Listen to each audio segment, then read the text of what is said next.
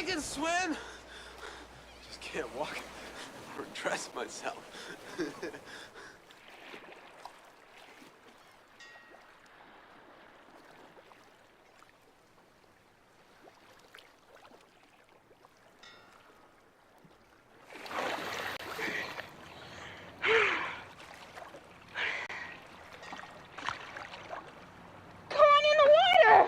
Take it easy. Take it easy.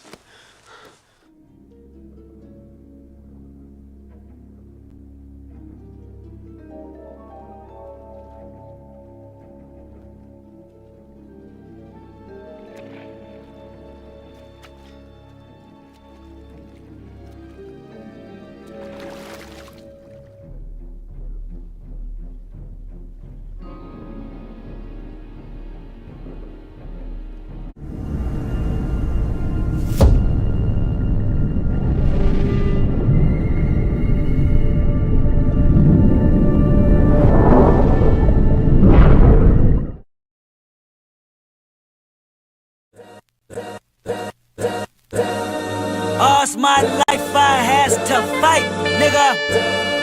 All's my life hard times like yeah, bad trips like yeah. Nazareth, I'm fucked up, homie, you fucked up, but if God got us, then we gon' be alright. Nigga, we gon' be alright. Nigga, we gon' be alright. We gon' be alright. Do you hear me? Do you feel me? We gon' be alright. Nigga, we gon' be alright. Huh? We gon' be alright. Nigga, we gon' be alright. Do you hear me? Do you feel me? We gon' be alright. And when I wake up, I recognize you looking at me for the pay cut. Bahamas, I be looking at you from the face down. 1 Mac 11, even boom with the bass down. Skimming, and let me tell you about my life. Painkillers only put me in the twilight. With pretty pussy and Benjamin is the highlight. I tell my mama I love her, but this what I like, Lord knows. 20 of them in my Chevy, tell them all to come and get me. Reaping everything I sow, so my karma come in heaven. No preliminary hearings on my record. I'm a motherfucking gangster and silence for the record. Tell the world I know it's too late. Boys and girls, I think I've gone great. Trying to side my face this all day. Won't you please believe when I say, when you know we've been hurt, been down before. Nigga, when our pride was low, looking at the world like where do we go? Nigga, and we hate poor, when the killer's dead in the street for sure. Nigga, I'm at the preacher's door. My knees getting weak and my gun might blow, but we gon' be alright. Nigga, we gon' be alright. Nigga, we gon' be alright. We gon' be alright. Do you hear me? Do you feel me? We gon' be alright. Nigga, we gon' be alright. Huh? We gon' be alright. Nigga, we gon' be alright. Do you hear me? Do you feel me? We gon' be alright. What you want? You a house, you a car, 40 acres and a mule, a piano, a guitar, anything. See, my name is Lucy, I'm your dog. Motherfucker, you can live at the mall. I can see the evil, I can tell it. I know it's illegal, I don't think about it. I deposit every other zero, thinking of my partner. Put the candy, painting on a RICO, digging in my pocket. In a profit big enough to feed you every day. My logic, get another dollar just to keep you in the presence of your Chico. I don't talk about it, be about it. Every day I sequel. If I got it, then you know you got it. Heaven, I can reach you. Pet dog, my dog, that's all. Pick back and chat, I trap the back for y'all. I rap, I black on tracks, so rest assured. My rights, my wrongs, I right till I'm right with God. When you know we been hurt, been down before. Nigga, when our pride was low, looking at the world like where do we go? Nigga, and we hate poor, when the killer's dead in the street for sure. Nigga, I'm at the preacher's door. My knees getting weak and my gun might blow, but we gon' be alright. Nigga, we gon' be alright. Nigga, we gon' be alright. We gon' be alright. Do you hear me? Do you feel me? We gon' be alright. Nigga, we gon' be alright. Huh? We gon' be alright. Nigga, we gon' be alright. Do you hear me? Do you feel me? We gon' be alright. I keep my head up high, I cross my heart and hope to die. Loving me is complicated, too afraid of my changes. I'm alright in your face.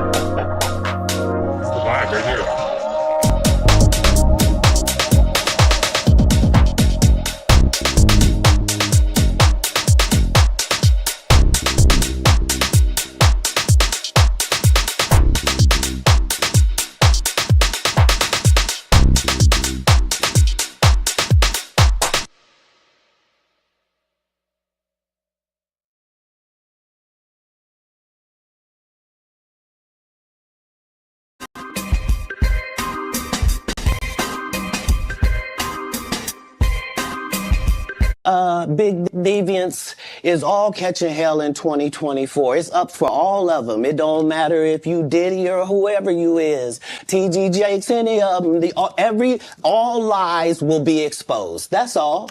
And anyone who takes that the wrong way, know why they take it the wrong way. The truth is the light. Hey, you know they got your mans. They got your mans on sex assault charges. Yeah, the nigga you be hanging with. The nigga you be hanging with. Oh, yeah, sex offender. And he was your mans. He was your boy. I heard you grew up with him. That's crazy, man. You ain't know what he was doing? You ain't feel bad at all? Like, no. Salute, and welcome back to the Black Ocean. Now, so we're getting deep in with your host, the one and only Great Black Shark. Oh yeah, we finna talk about the Diddler again here tonight because I feel like I need to do one more broadcast regarding this particular subject matter. And like I said on my community tab post and on Patreon when I made the announcement on there, we're going to clear this whole issue up for the innocently ignorant about the situation with the Diddler, and we're going to clear it up for the willfully ignorant as well, because see, the willfully ignorant, the people that are trying to put the cape on for this man, okay, and trying to do it in a roundabout or veiled way, well, I'll say this for those people, and they're entitled to think whatever they want and do whatever they want, but I'll say this: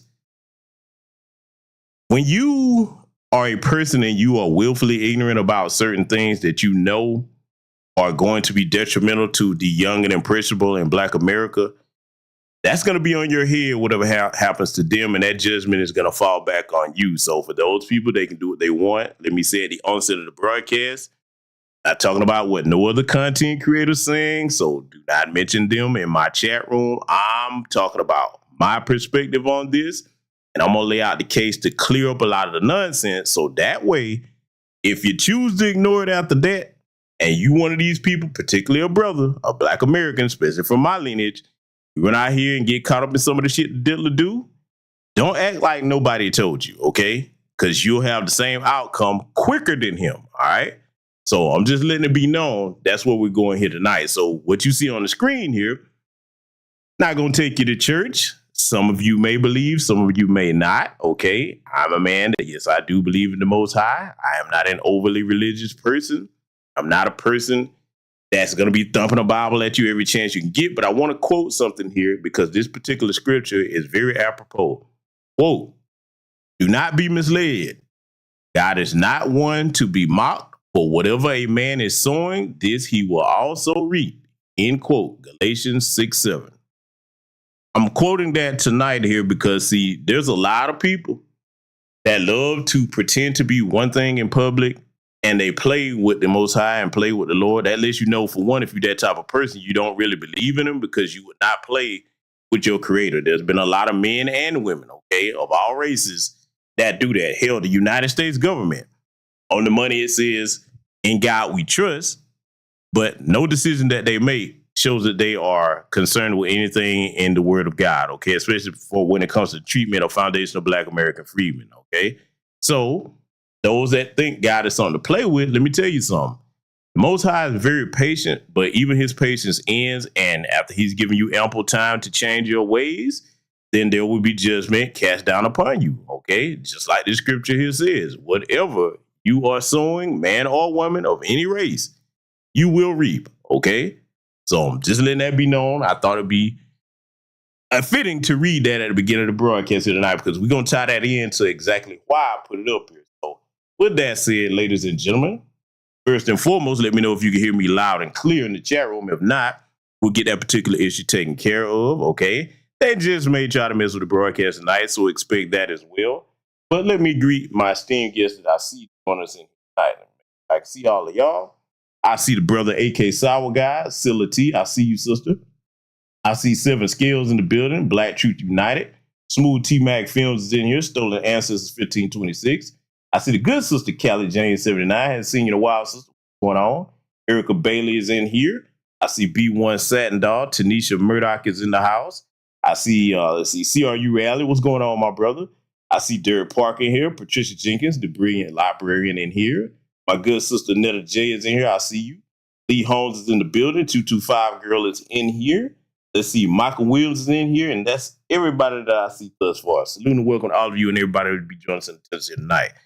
So now, let me ask a question too, because I don't know if it worked or not, but I did put a poll up. So if you do see the poll, or I thought I put one up in the live chat, give me a thumbs up if you can see that poll. If not, I'll just put it on the community tab. So I'll wait for confirmation of that. Let me know if you see the poll in the chat room. If not, I'll just ask the question after the broadcast later on. So I'm going to wait for a thumbs up if you see it. Okay, and if you don't, let me know if you don't see it as well. So it was there. Is it still there now? Because I can't see it on my end. So someone confirm if you can still see it. Just type still see it or you can't see it, okay? And all of you that are looking see it, all right? Okay, so some of you saying you did, okay? Okay, so those on desktop can see it. Those on mobile can't. Okay. Well, either way, it's a very important question over there. So if you're listening to this on desktop or what have you, that's something I want you to participate in because I'm going to look at the results of that. Very important question, but we're going to break down some things here tonight. Oh, yes, we are. And I think this is going to be beneficial, particularly for young black men, because let me say something, man. A lot of people are like, why you keep talking about the Diddler? Well, let me tell you why. Because, again, I really do love my people, and I do not want to see any young black man or older man that works as hard as we have to work to accomplish something in our lifetime, to be in this particular situation by choice, not mistake, decision. Because, see, let me tell you something. This right here with the Diddler is his choice and his decision-making, bad decision-making. Like Tyler Broadcast say, bad decisions have bad consequences. You don't see Denzel in this situation, and he's right there on that level with him, okay? Plenty of wealthy black men in whatever industry or athletes or in this situation, all of them are not in this situation, okay? He did have a contribution to getting into that. And I'm going to present something else here tonight that goes to show you double why he should have been on his P's and Q's. Oh, it's going to surprise you here tonight, but we're going to make sure we cover all our bases here because, see, after I do this, hey, like I said, whoever wants to look the other way on these things and pretend like he didn't have a hand in what's going on, let me say this. Yes, it's right to question everything. You have the right to. Again, he's innocent until proven guilty. That is true as well. However, the track record of over 2 decades worth of his antics and the things he's done, that has contributed to this man being where he is today. Let me tell you something, man. Let's go here for a minute before we get into the main subject matter here tonight. Remember when the brother Snoop Dogg got in that situation there where he had to defend himself? Y'all remember that? Everybody knows his famous case. Hell, he did a song about it. Murder was the case they gave me. How many of y'all in here are old enough to remember that? If you're a young person, look that up. Brother Snoop Dogg had to put some lead in the motherfucker. It was a self-defense situation. How many of y'all remember that? Let me know in the chat room. Do y'all remember the brother Snoop Dogg situation? I'm definitely looking. Oh, yeah, and that's another thing, too. Let me tell you something. Over here, I have to do look at my chat room for anybody new. I'm not one of the people that you got to pay me to talk to me. No, I just think that's very rude. You can do whatever they want, but I'm always watching my chat room. So y'all do remember the situation. So now let me go where I'm going with that. After the brother Snoop Dogg got out that situation and beat them charges, didn't he sit his black ass down somewhere? Come on, talk to me. Snoop Dogg didn't keep going out there poking the bear. See, let me tell y'all something about any of you young black men, because I don't want to see you work hard to build up something that then you throw it away because of bad decisions that you make, not mistakes, okay? That's one thing I don't do on my platform is coddle black men or black women. We got sense, and there's no mental disability by the time we hit a certain age, and we understand, at least to a fair amount, that as black people in America, we're treated a certain way, then we don't be trying to mimic what the folks do, okay? Let me tell you something. Just because you have money and can afford attorneys, okay? I have attorneys on retainer. I don't run around looking for shit to get into, and I damn sure don't go, okay, I got some decent lawyers that got me out of certain stuff, and then let me go just keep on doing it because, hey, I think my money is the answer to everything. Let me tell you something. You got a lot of jackasses out here on these airwaves that's always talking about money, status, this, that, and the third, and they're not telling you that the proper viewpoint of money, which we all need in today's society, we need it, It's not to look at it as if it makes you better than anyone. It's definitely not a shield, and it can't erase your blackness. The proper and healthy mindset towards money is to look at it as a tool. Just like you pick up a hammer, a screwdriver, anything else. It's just a tool to get things done. It doesn't make you better than the next person, okay? It can solve many of your problems, all right? But the minute that you start thinking because you got a couple more nickels to rub together than someone else, that means that you better than folks, or the most foolish thing, it makes you transcend your blackness. Now you've lost your damn mind. Because see, these folks in this system of white supremacy in America, they'll show you better than I can tell you or anyone else, all right? So I just want to make sure I make that clear to the onset of the broadcast here tonight. But we're going to get deep with this tonight because, see, we're going to make sure we break all this down. But before we do, we're going to get these jokes. Oh, yeah, I got something new for y'all. Oh, boy, y'all going to cut up for a minute here. Y'all going to kind of bust out laughing when I show you what I found here. Because, man, you know, I'm always looking for something to put a smile on our face. We're not going to let these crazy times drive us crazy.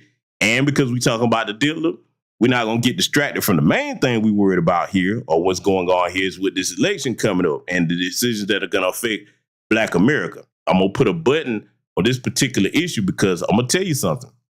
And me and a couple of brothers have spoke about this offline too. I'm for one that I'm saying this, it's going to go to trial. Always going to trial and expect them to pull out the whole trial of the century crap. But I'm going to mention something else here tonight because if the Diddler's going, I'm going to mention some other people I want to see that should be going as well. Okay. So let me go ahead and get to tonight's little sponsor here that's going to make you laugh. And then we're going to get started handling some business here. No plan, Ray. I know you. And I know when you got something brewing. I know it. What I got brewing? I got brewing, Ray? You tell me. I want to talk about the plan you've been working on. I ain't working on no plan, Ray. I know you. And I know when you got something brewing. I know it. What I got brewing? I got brewing, Ray? You tell me. I want to talk about the Yeah, that's what he's gonna be doing in a minute here, because these folks are not playing with this dude, man.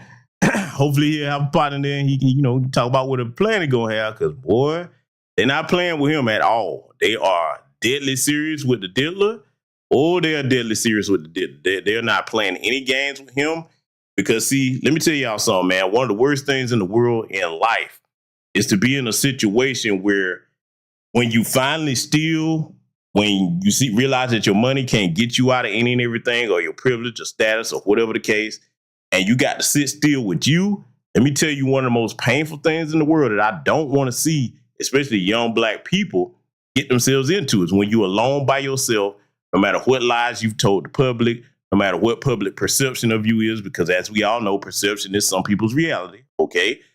When you're sitting by yourself and you realize that there's nobody to blame but you. You understand? See, what I try to do is make you think before you get yourself into certain situations, just like my parents taught me and the other elders in my family. Okay. And I appreciate them dearly for that, because that has kept me out of a lot of bad situations. I look back at it now, and people that didn't have that, man, some of them are no longer here and some of them are doing life right now. And see, unfortunately, a lot of the people that came for the Diddler, I gotta say it, a lot of them probably didn't come up in stable two-parent households. A lot of them are just looking at it from a celebrity enamored standpoint where, celebrity worship and idolizing. And I get why some people live vicariously through them, but you better have common sense enough to see when these people that you idolizing have gone down a path you damn sure better not follow, okay?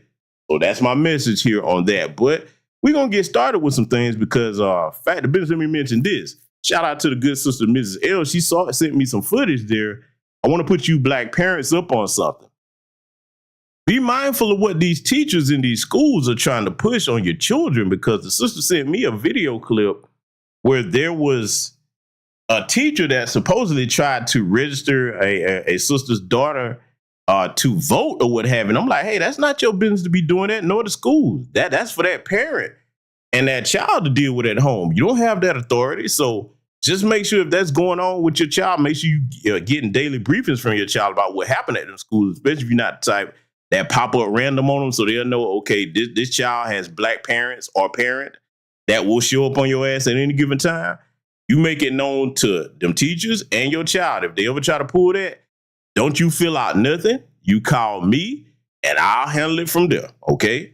You let them know that now you don't go doing that, trying to brainwash these kids into voting for one side or the other. That's not their place. And see, in America today, to where things are heading, look at what's going on in California. They trying to have it where your child can come home and feel they're one of these hundreds of genders they done created, and then they can have gender reassignment surgery, and they don't have to tell you. And if you try to object to it, then they take your child away.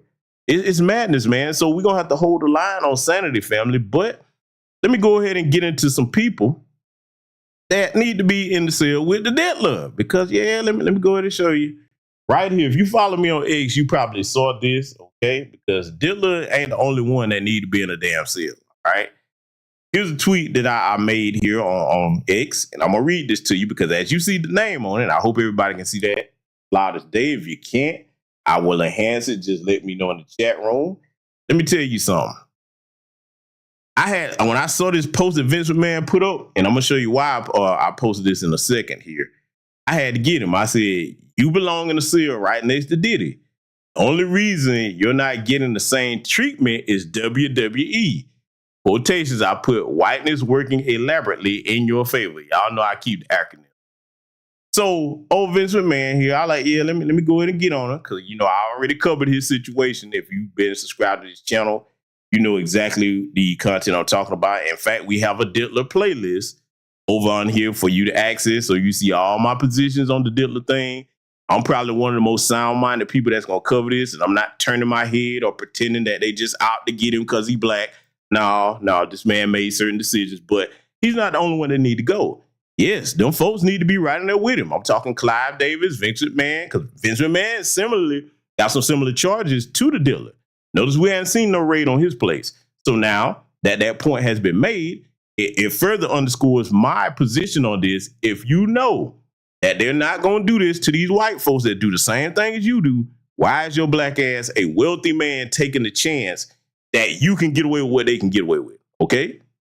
That's my thing. But see, here's what Vince McMahon posted. It's kind of funny to me. Let me read this to y'all. He says, in this letter here, if I had to be in, hold on, let me scroll up here so I want to make sure I read all. He says, I don't regret participating in this Netflix documentary. Yes, there's a Netflix documentary. The producers had an opportunity to tell an objective story on my life and the incredible business I built, which were equally filled with excitement, drama, fun, and a fair amount of controversy and life lessons.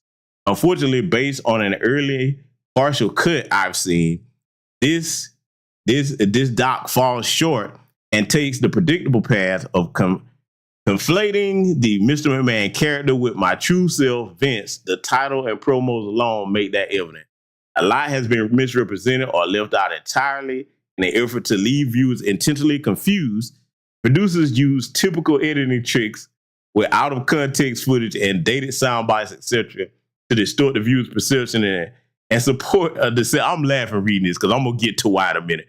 And support a deceptive narrative in an attempt to further mislead them, their misleading account. I can barely keep it together reading this crap. The producers use a lawsuit based on an affair I ended as evidence that I am in fact Mr. McMahon. I hope the viewer will keep an open mind and remember that there are two sides to every story. Oh, Vince. First of all, let me go here, and this is something the Diddler should have done. And for those of you wondering what documentary it is, it's this one here. I watched it. Let me tell you something. I recommend that you watch it as well because there's several lessons you'll get about this type of mindset, no matter what race the person is. They will do these fucked up things to people, and in their minds, they cannot grasp to show you the pathology behind their sick, demented minds, demonic minds that they are. Him, Diddler, whoever. They cannot grasp that they actually did something wrong. See, let me tell you what's deadly about not viewing money in the proper aspect as just a tool. It is not money itself that is the root of all evil. People often misquote that scripture. Look in your Bible, no matter which translation, it is the love of money, okay? That is the root of all evil. If you're not careful, money will actually drive your ass insane. You hear me? Money doesn't change you. It just makes you more of who you already are. It grants you access to excess. That's a term, a phrase you've often heard me tell y'all. Access to excess can be very, very dangerous if you're the type of person that puts money out of its proper place and start looking at it as if it makes you better than somebody. It will drive your ass insane to the point that you don't think you can do anything wrong. And then when you get caught doing something, oh no, this didn't really happen. I'm telling you, dude, look, in order for you to understand what I'm saying, let me put it to you this way. It's the same as somebody that's got a drug habit that get high. Their mind is not in the real world when they're high and fucked up off of cocaine and whatever else, okay? So money, when you view that as a god or as something that's out of context from a tool, it will turn you insane to the point that you think you can do anything to anybody and you're never supposed to get caught. And you're thinking that, okay, I don't care if I do get caught, my money will get me out of it. Who I am is going to get me out of it. Huh? That's the way these people think. So watch that Vince McMahon documentary if you do have Netflix. And let me point something else out to you about the documentary that's going to be disgusting. Wait till you see the parts where Tony Atlas is speaking. Big, overgrown, dumb, buck dancing Sambo that he is. Let me tell you something. He's an embarrassment to our people. You'll see why. I'm not going to spoil it for you. Check it out. If you watch all that all the way through, because it's on Netflix now for those of you that have Netflix, you'll see exactly what I'm talking about. But we're not done yet, family. Oh, no. We're going to keep it rolling here because got a couple more things we got to get into. Put this up. Let's read this. Now, this is old Boosie Badass here. Of course, not the sharpest knife in the drawer. In fact, he is one of the dumbest entertainers that's out there in the rap game or in the entertainment industry. Let me tell you something. I want y'all to listen to what his statement is here. And I'm going to show y'all why his thinking is off on this, and it will not be wise to adopt his thought process around the Diddy thing. I'm going to clear it all up tonight. Read his tweet. I feel Diddy in jail for basically doing what every other famous entertainer has done.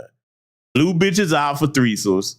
He just freakier. We actually go call women, I'm reading it like he wrote it, go call women prostitutes who fly in willingly to be with their partners for sex. If that's the case, if you've been flued out and you had sex, you should be labeled a prostitute. If that's the case, that's 80% of the women reading this and trafficking. Hell nah, you're a celebrity. You gotta fly pussy in. How else I'm trying to read it how he wrote. How else you get the pussy? That's what he wrote. You're never in one place. When I saw that video, I was pissed off at this nigga. Like he really got a problem, but facing life in prison for doing basically what so many other entertainer has done. He said entertainer, not entertainers. Has done. I disagree. So let me go ahead and deal with this right now. I'm gonna prove it here tonight also.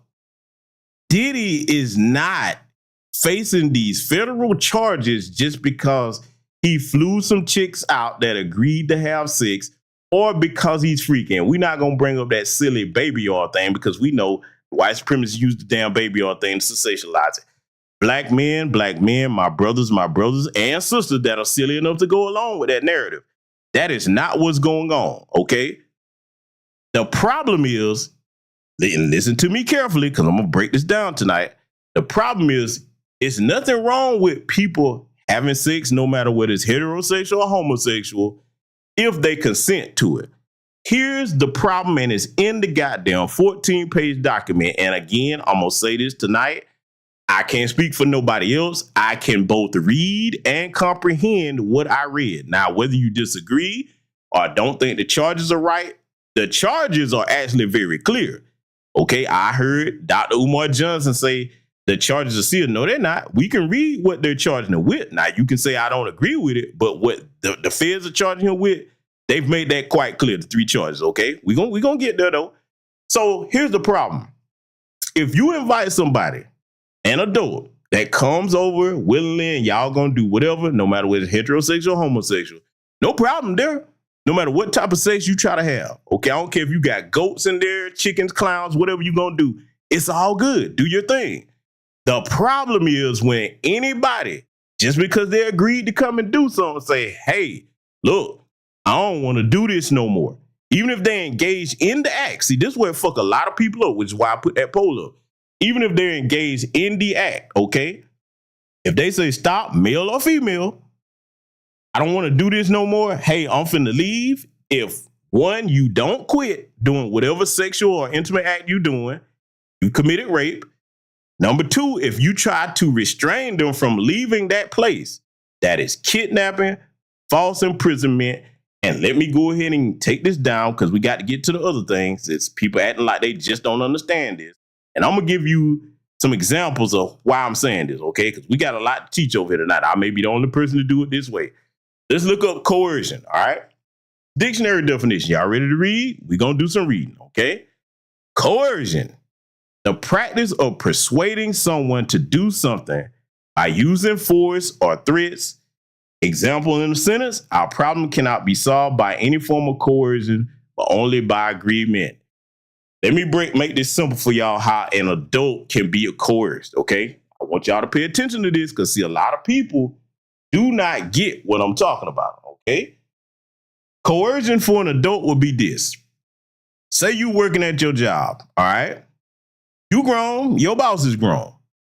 Your boss come in and say, hey, look here. I heard that Miles do some fantastic things. I'm trying to see what's happening. Now, if you don't, let me see what that Miles do. Hey, not only are you not going to get a raise, I'm going to have to fire you. So now you're in a position where, hey, you need that job. You do have the right to say no, but let's keep it real. In a situation like that, and this has happened many times, so I'm breaking this down for the people that say they don't understand how an adult can be coerced. If it's a situation where you're like, damn, I need this job, XYZ, now you have the right to say no, but it's putting you in a situation where they're dangling something over your head. So now, even if you do go along with that, that in the simple terms is coercion. Do you hear me? I'm gonna make it broader for you. Let's apply it to the Diddler situation. In a situation where he invited some people, they come of their own free will, getting down, whatever. Somebody say they want to leave, you don't let them, whether you armed or not. If you tell them, hey, look, if you don't do this, okay, these are all adults. If you tell them, hey, if you don't do this, I'm going to put this tape out here in the media of you, okay? And if you don't, hey, if you want one of my artists and you're not going to do what I say, I'm going to drop you from the label, XYZ, and then you turn around and be like, all right, let me go ahead. Now, a lot of people look at you like a damn fool, but you got to understand, goes back to something I said earlier in the broadcast. A lot of people look at money as something that rules over them. And people that have bills to pay and kids, they'll be looking at certain situations where they'll be like, damn, I know I should say no, but I can't. Now, you can call that person a fool or whatever. I'm just speaking realistically. That is coercion, okay? So did I make that clearly? I want some audience participation. Did I make that clear in the chat room? Is there anybody that doesn't understand that simple definition in them examples that I gave? Huh? Is there anybody? Please let me know. Because I want to make sure I do my audience a service over here. All right. I don't have the biggest channel. I may not be the most popular person. Don't care about none of that. I care about putting the right message out here for the people that are young and impressionable. Now, is there anybody that objects with that? Okay. And look, I'm not going to jump down your throat because I want you to feel free to participate, because I want to make sure that I teach this lesson. So there might be some people, let me be clear, and I'm not being sarcastic when I say that. There may be some people in the innocently naive category. If you innocently naive, if you don't know something you don't know, notice I said ignorant, not stupid. If you don't know something, you don't know until you've been taught. This is a classroom over here. We teach. Now, if you're a willfully ignorant person, yeah, that's another story altogether, because there's an agenda behind that, okay? Let me deal with something else real quick, too, because I'm looking in the chat room. If anybody doesn't understand that, this is your time to sound off. You are free to speak your mind, because I want to try to help you so that you have the right viewpoint on these things. Back to business, before I say what I was just about to say, let me be graphic with this. Male or female, I want to underscore this. If you are engaged in a sexual act that started out consensual, both parties agreed, the minute that one party says stop, fellas, if you are in full act of penetration, that woman tell you to quit and you don't, okay? And let's go here with that. This is another way you can coerce an adult. Let's just say in that scenario, you done penetrated. She started out saying, okay, I'm with this. Let's do what we gonna do. She said, stop for any reason. And she's serious and you don't. And you keep telling her, oh, baby, come on, man. Oh, you know, this, that, the third. You keep trying to talk her into it. Man, that's coercion and rape at that point. Do not be that stupid ass nigga, because see, we got some morons and they either wasn't taught this by their fathers, or they didn't have them, or they grew up around men that tell them that shit like that is okay. Here's the problem. Brothers, this Diddler situation, for those of us that claim we care about the black community as a whole, as the natural leaders, our women are looking at the decision making that we making behind this. Because let me ask the women a question in this chat room. You know what? Not just the women, the fathers and the mothers in this chat room. Anybody, male or female, talking like that, like they don't understand what I just said, would you trust them around your children? See, you better understand, brothers, you cannot sit here and put the cape on for this nigga. It's one thing to say, hey, man, he innocent until proven guilty. But to try to act like he didn't do nothing wrong, talking about free Diddler, no, I can't co-sign that. I can't do that. No, I can't. But see, I'm going to tell you right now, if I was a father, some of this stuff that I hear these dudes talking about, I'm like, man, you couldn't be nowhere around my kids, especially my daughter. Let me go here. A lot of people are asking common sense questions about this, and they're trying to make sure everybody know where you stand on these issues. And this is a great year to be alive. Everybody should know where everybody stands on these types of things, because there has long needed to be a division in Black America. Division is good. We don't need to have trash mixed in with those of us that, you know, mean our community good. Doesn't mean we perfect, but I've given this example many times. If you like ice cream, okay, and there was some shit in the middle of the ice cream that you want to get and swirled all up, how many of you gonna still keep eating the ice cream, or you gonna throw that shit down? Same thing applies to our community. We can't have people that act like they don't understand what consent and coercion is and what it's not, all right? That's a danger to the community. See, let me tell you something. If the Diddler was in a situation where he was innocent, I would be defending him. I would be defending him. But look, man, he done did some things that could contribute to that. And let me explain something. The reason why that $50 million bill was turned down, the reason why he's not out, they got something on them tapes, and wait till the trial is going to come out, because they going to be calling that the trial century. They never called trial century with these white folks if they even get trial. They got something on him on them tapes of him doing exactly what's in them documents. Those are not no weak goddamn charges. Let me tell you something. How many people in here right now that has read the charges on the Diddler would be saying them weak charges if the federal government charged you with them? Huh? Because I wouldn't. Let me tell you now, if that shit was charged against me, I wouldn't call that no damn weak charges. Oh, no. Those are not weak charges. I'm going to show you why. You get this down now that we all understand coercion. An adult can be coerced more than children can be coerced, okay? Let me tell you why I wouldn't say there's no damn weak charges. Oh, no. Let's just read this, okay? The hip-hop mogul, Diddy, was charged with 1 count of racketeering conspiracy, which carries a maximum sentence of life in prison. 1 count of sex trafficking by force, fraud, or coercion, which carries a maximum sentence of life in prison and a mandatory minimum sentence of 15 years in prison. And transportation for purposes of prostitution, which carries a maximum sentence of 10 years in prison. So now those are the sentences for all these 3 charges that he's being charged with by the federal government. Again, innocent till proven guilty, but it ain't looking good from what we see. Let me tell you something. When those are the sentences that are attached to the charges that somebody's levying against you, them ain't no goddamn weak charges. Those are some strong sentences if your ass get convicted. And with the conviction rate that the feds have, I'm going to tell you right now, it is not looking good. It's not looking good. Let me talk to my brothers in here. Sister too, but primarily the brothers. Let me talk to you, brothers. I want to see you win. I want to see you free. And hopefully I want to see you go on to live whatever type of life you want to have, whether it's to have a family, okay, or whether you're a bachelor, whatever you're going to do. I want to see you live your life without having to be in these folks' system behind the choices that you made. See, it's one thing if they come at you unjustly and you say, hey, listen, I'm innocent. I know I didn't do this. The community is standing behind you because they know you didn't do it. But when you have done these things, all these people are not lying on the Diddler. Now, is everybody telling the truth? Hell no. I've covered this pillar to post in previous broadcasts. All them people not telling the truth, but enough of them are telling the truth about things that he did do. And again, the reason he's not out on bail, they have him on them tapes doing some shit that he's been charged with. This is why they view him as a threat to the community and a flight risk, regardless of how much cooperating he do. We're going to get to that here later. Because, see, sometimes when a black person tell folks stuff, you know, we don't know nothing. So I'm going to let some white folks talk to you later on. Since, you know, sometimes some black people don't listen to nobody but the white folks, okay? So I just want to make sure you understand it. No, man, these are not no goddamn weak charges. Shit, that's serious business there, boy. The federal government is charging you like that, man, you better hurry up and lawyer up.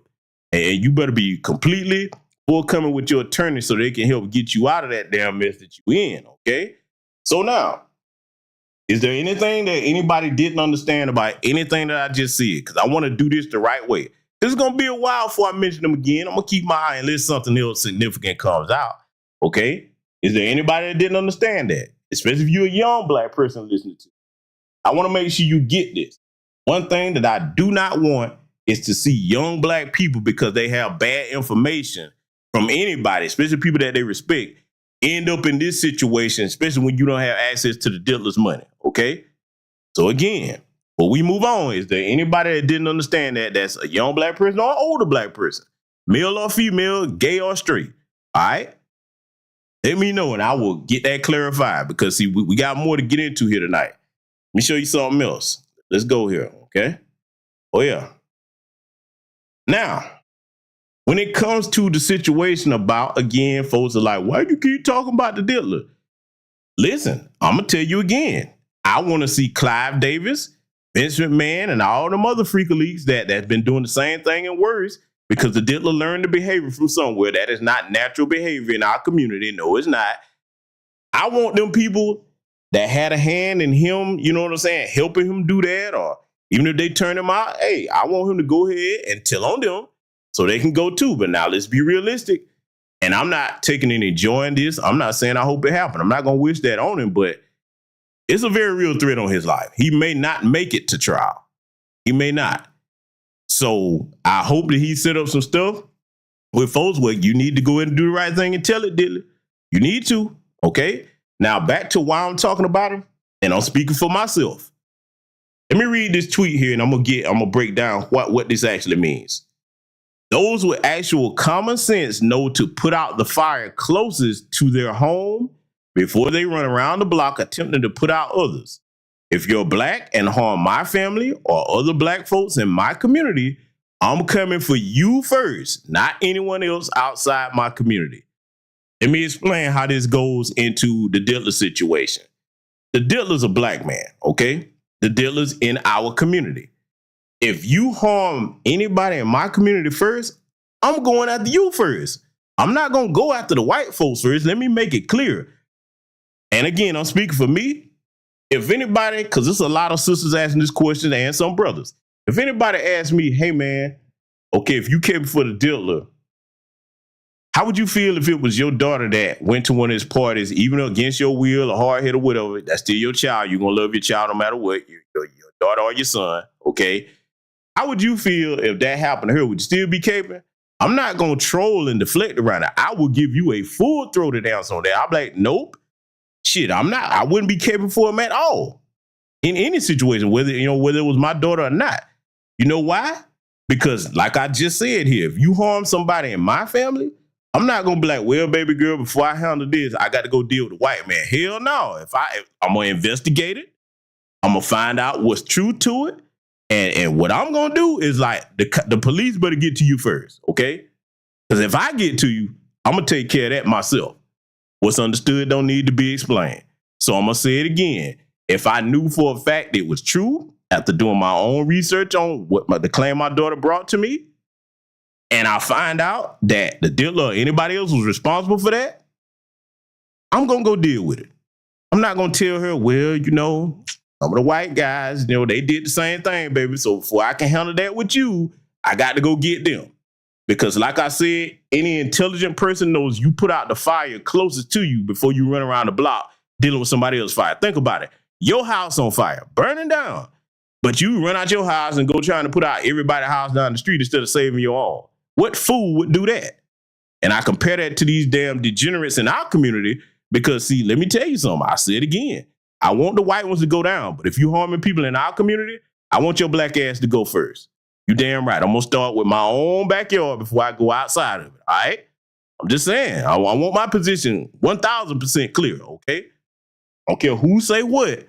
This is my position on it. And any person that's a parent, a black father, a black mother, I'm pretty sure you would agree with my assessment on that, okay? So I just wanted to make sure that we clear on that, all right? Is there anybody, before we move on, is there anybody that don't understand my position on it? Because if I wasn't articulate enough, if I wasn't clear enough, trust me, I can break it down in other languages if need be, okay? So am I speaking alien? Do I need to break out some of the other languages I speak?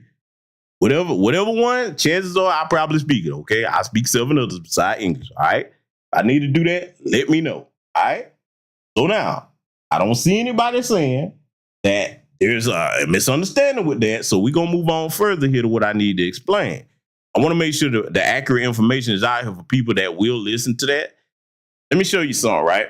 I'm not the only person that seems to be within their right frame of mind regarding this particular situation. So I'm going to play something for you without interruption, because in case you don't know who this is the brother Star from the Star Report.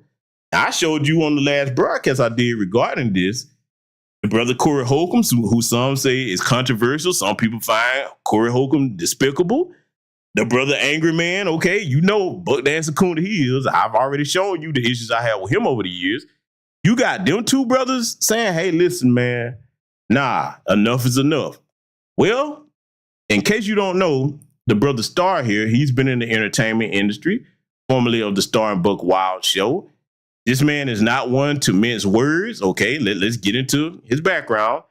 He's half black, half Italian, okay? For those that don't know that, I'm going to play what he had to say about this. I'm not going to interrupt anything. I want y'all to take a good listen to this, because it's going to be some points he's going to make here. And after the commentary is done, I'm going to touch on it myself. Star Report. I'm your host, Star. Welcome to the show. Folks, it is late night on a Sunday, and I want to address this topic rather from an objective perspective, of course. But let me say, I want to see Diddy go down. Yeah. Yeah. Enough is enough.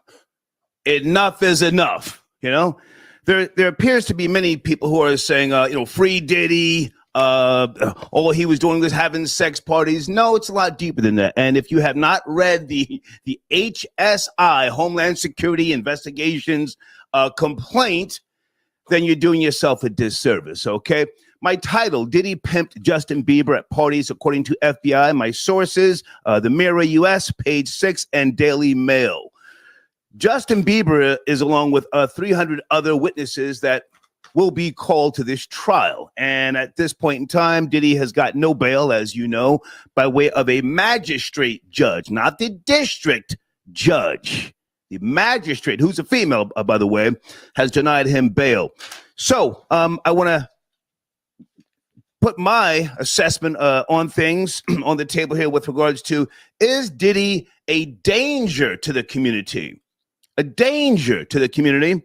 Also, I want to ask you guys, in my showrunner, would you tell on Sean Diddy Combs if you were in a position where you were subpoenaed? Let me say salute to Roger Bonds, former head of security for Bad Boy and longtime associate of Sean Combs. He was on Vlad TV months ago, and he said, catch this, in order to make change, you got to show change. This is the guy who many people are saying, yo, he a real nigga, yada, yada, yada. Well, he's older now. He's almost 60, a father of 4 daughters and 1 son. You know his story.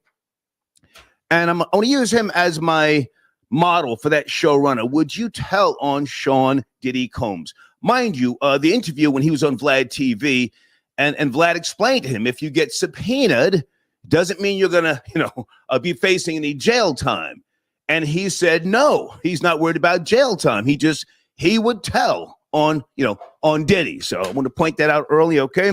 And I have a few other notes I want to mention. Guys, the New York Jets, the New Jersey Jets, they play in Jersey.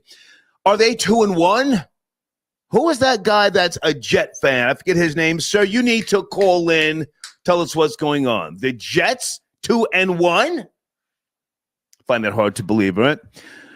I think that's it. I've got other notes here with regards to Justin Bieber. And, I didn't mention why I think Justin Bieber will cooperate against Diddy. In case you don't know, Justin Bieber is not an American citizen. He's a Canadian citizen. He has a certain type of visa. I forgot the name of it. I'll Google it shortly, where he's allowed to work here. He does own a home here as well, but his main home is in Ontario. And if he doesn't cooperate with Homeland Security, which is a division of the feds, they could and quite possibly revoke his visa. So don't think he's going to just, shut his mouth. No, he's a father now, so he's older. I'm saying he was pimped out, and according to a few sources here, he was very young and impressionable. A video has also been circulating as of late with Justin Bieber from 14 years ago. Hang on a second. The title of it, Justin Bieber's 48 Hours with Diddy, all right? It's very cringe, and Diddy is talking about, you can have this Maserati when you become 16. So in the video, he was 15 at the time. And then there's another video. Well, there's multiple videos, but then there's another one where he's talking about, let's get some girls, and Diddy's giving him dap. Let me say early to some of you black men in the industry, stop trying to be a mentor to young white males or young white females. Stop. They don't need you. And you certainly don't want to be seen trying to mentor a little Caucasian. All right. So now you heard what the brother Star had to say. Let me touch on a couple of things, because first, in case, there's any young person listening to this or somebody that doesn't understand, how visas work, etc. The type of visa that I mentioned Justin Bieber has is called an O1 work visa. Okay. The O1 work visa. Let me tell you something. He doesn't have citizenship. So that applies to anybody in his particular situation that comes in from another country and doesn't have citizenship, but they're allowed to work here for, showbiz purposes, sports purposes, whatever the case may be. All right. Let me tell you, and it's granted for people that have exceptional talent, like a Justin Bieber. All right. Come do business in the U.S. and live here while they're working here. Star is right. If the feds subpoena him and he come in there, he going to have a decision to make. You think that white boy, okay, with his little anti-black racist ass, because I hadn't forgot about the one last lonely nigger. I ain't no fan of his neither. But you think that little white boy is going to jeopardize his freedom and the way he make a living here for the Diddler? You think he going to say, nah, I'm loyal to the Diddler. I'm going to just go ahead and get deported? No, because the federal government will do that. Let me tell you something. I've said it before. Biggest gangsters in this country are the federal government, okay? Right up under them, they're damn race soldiers, okay? So that's how that's probably going to go. And I'm telling you, I see it going to trial. I don't think it's going to be no plea deals, because the reason why I'm saying that, I don't think the prosecution going to be offering any. Now, the defense may try to come up with one. I don't think they're going to accept it, because they got him where they want him, okay? And that's something he should have thought about before he made certain decisions. But see, here's the thing, man. When it comes to this particular issue here that Star mentioned at the end, yeah, man, I always cringe when I see black men in particular, but any black person that can get on this whole, well, I'm a mentor to the little white kid thing. No, man, let me tell you something, dude. Nope. Them situations like that, nah, man, I would feel like that's a setup. I'm a black man in America, or a black person if you're a woman, and I would like to think that everybody would have the mindset that I would have. Black, nah, man, I didn't work this hard to get here. And then if something go wrong with an allegation or what have you, and I'm actually innocent, hey, man, that's my whole reputation, my career, my livelihood, and possibly my freedom gone. So now I'm like, nope. I'm like, yeah, you work for me, but you ain't going to be no alone time. Nope. I would be just like Mike Pence was when, when they started all that Me Too stuff. He had was called the Mike Pence rule. He was like, okay, if I got to be with some women, I got something for you. It's going to be some witnesses. My wife going to be right here. So whatever you got to talk to me about, you can talk to me about it in front of my wife and other witnesses. Oh, a lot of people mad about that. But I'm like, nah, that's one thing I agree with Mike Pence on. If that's at that time period, and we still in it, to be honest with you, yeah, I wouldn't take any chances, especially if you got something to lose, all right? So that's the standpoint I'm coming at it from over here tonight. Think before you get into these situations and make certain bad decisions. And sometimes that means you got to cut certain people off if you want to maintain your trajectory being a successful person, okay? Sometimes you're going to have to cut people off. Salute to the good brother Black United for Cash App, okay? So now, let me go here with this, all right? Before we move on further, let me tell you something. When it comes to this particular situation that Diddler has got himself in, man, let me tell you, man, a lot of people don't like it when certain folks are like, well, were you at the party? I'm like, yeah, some of these people, man, these celebrities that's distancing themselves from, I showed you the last broadcast, people deleting tweets, people stepping down from powerful positions. Them people that were there, let me tell you what they're worried about and why they get so angry when somebody asks that question, okay, to them celebrities in particular. The problem is they don't know if they've been kicking it with the dealer. They don't know how far back these tapes go. It could go back decades. See, a lot of people probably thinking, okay, he just got stuff from modern, the current era we in. Nah, man, he could have some tapes going back 10, 15 years. You don't know what's on his tapes. You don't. We don't yet, but we going to know when that trial happened, if he make it to trial. And again, I'm not saying that with any joy, okay? They've accused or alleging that his oldest sons was involved in some of this mess. So I'm like, man, it's one thing if you was going to do this, but you're going to get your sons involved if there's any truth to that. That go to show you ain't shit as a father, okay?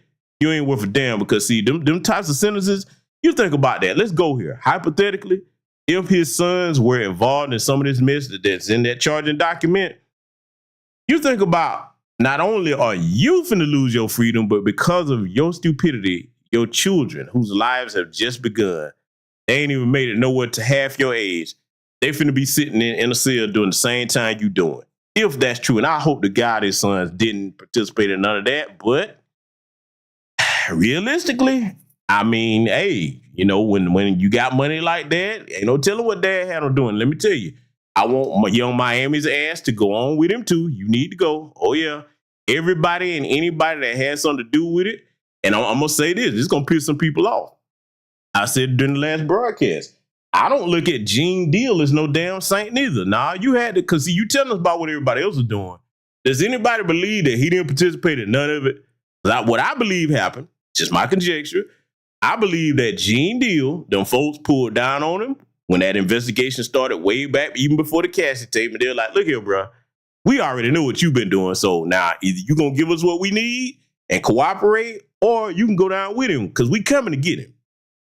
And I believe what he did, he probably asked him, could he, if you're going to give me immunity, let me make money off of running my mouth here or there.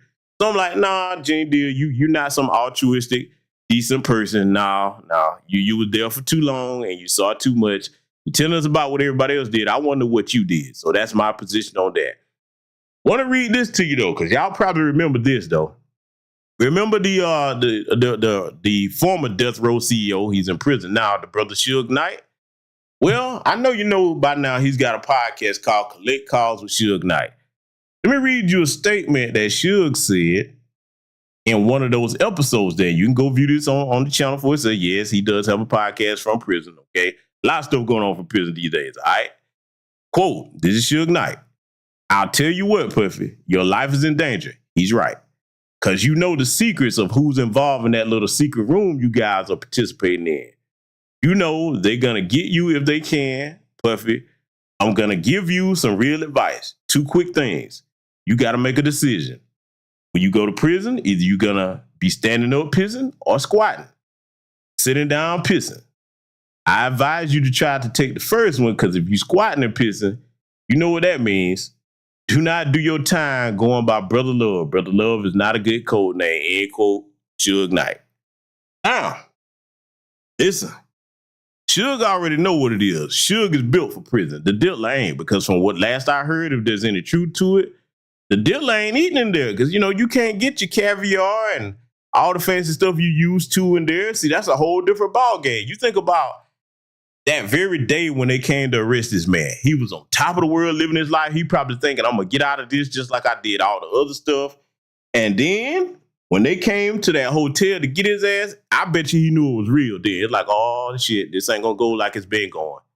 See, this is why I tell y'all, ego is not a strength. It's a weakness because it doesn't allow you to function and make decisions as if you operate in the real world. You understand? When you have an ego and you let money or status or whatever go to your head, your downfall is coming because you're not making wise decisions. See, look, watch this. Let me put it to you this way. How many of you are familiar with the story of the emperor that has no clothes? You familiar with that story? The emperor running around butt-ass naked because a con man swindled him, telling him this is a special outfit and all this other stuff. Go read it for yourself. And he's running around the town square naked as a jaybird. But he thinks that he's got a special outfit that only people of his stature can see. No, dumbass, you naked.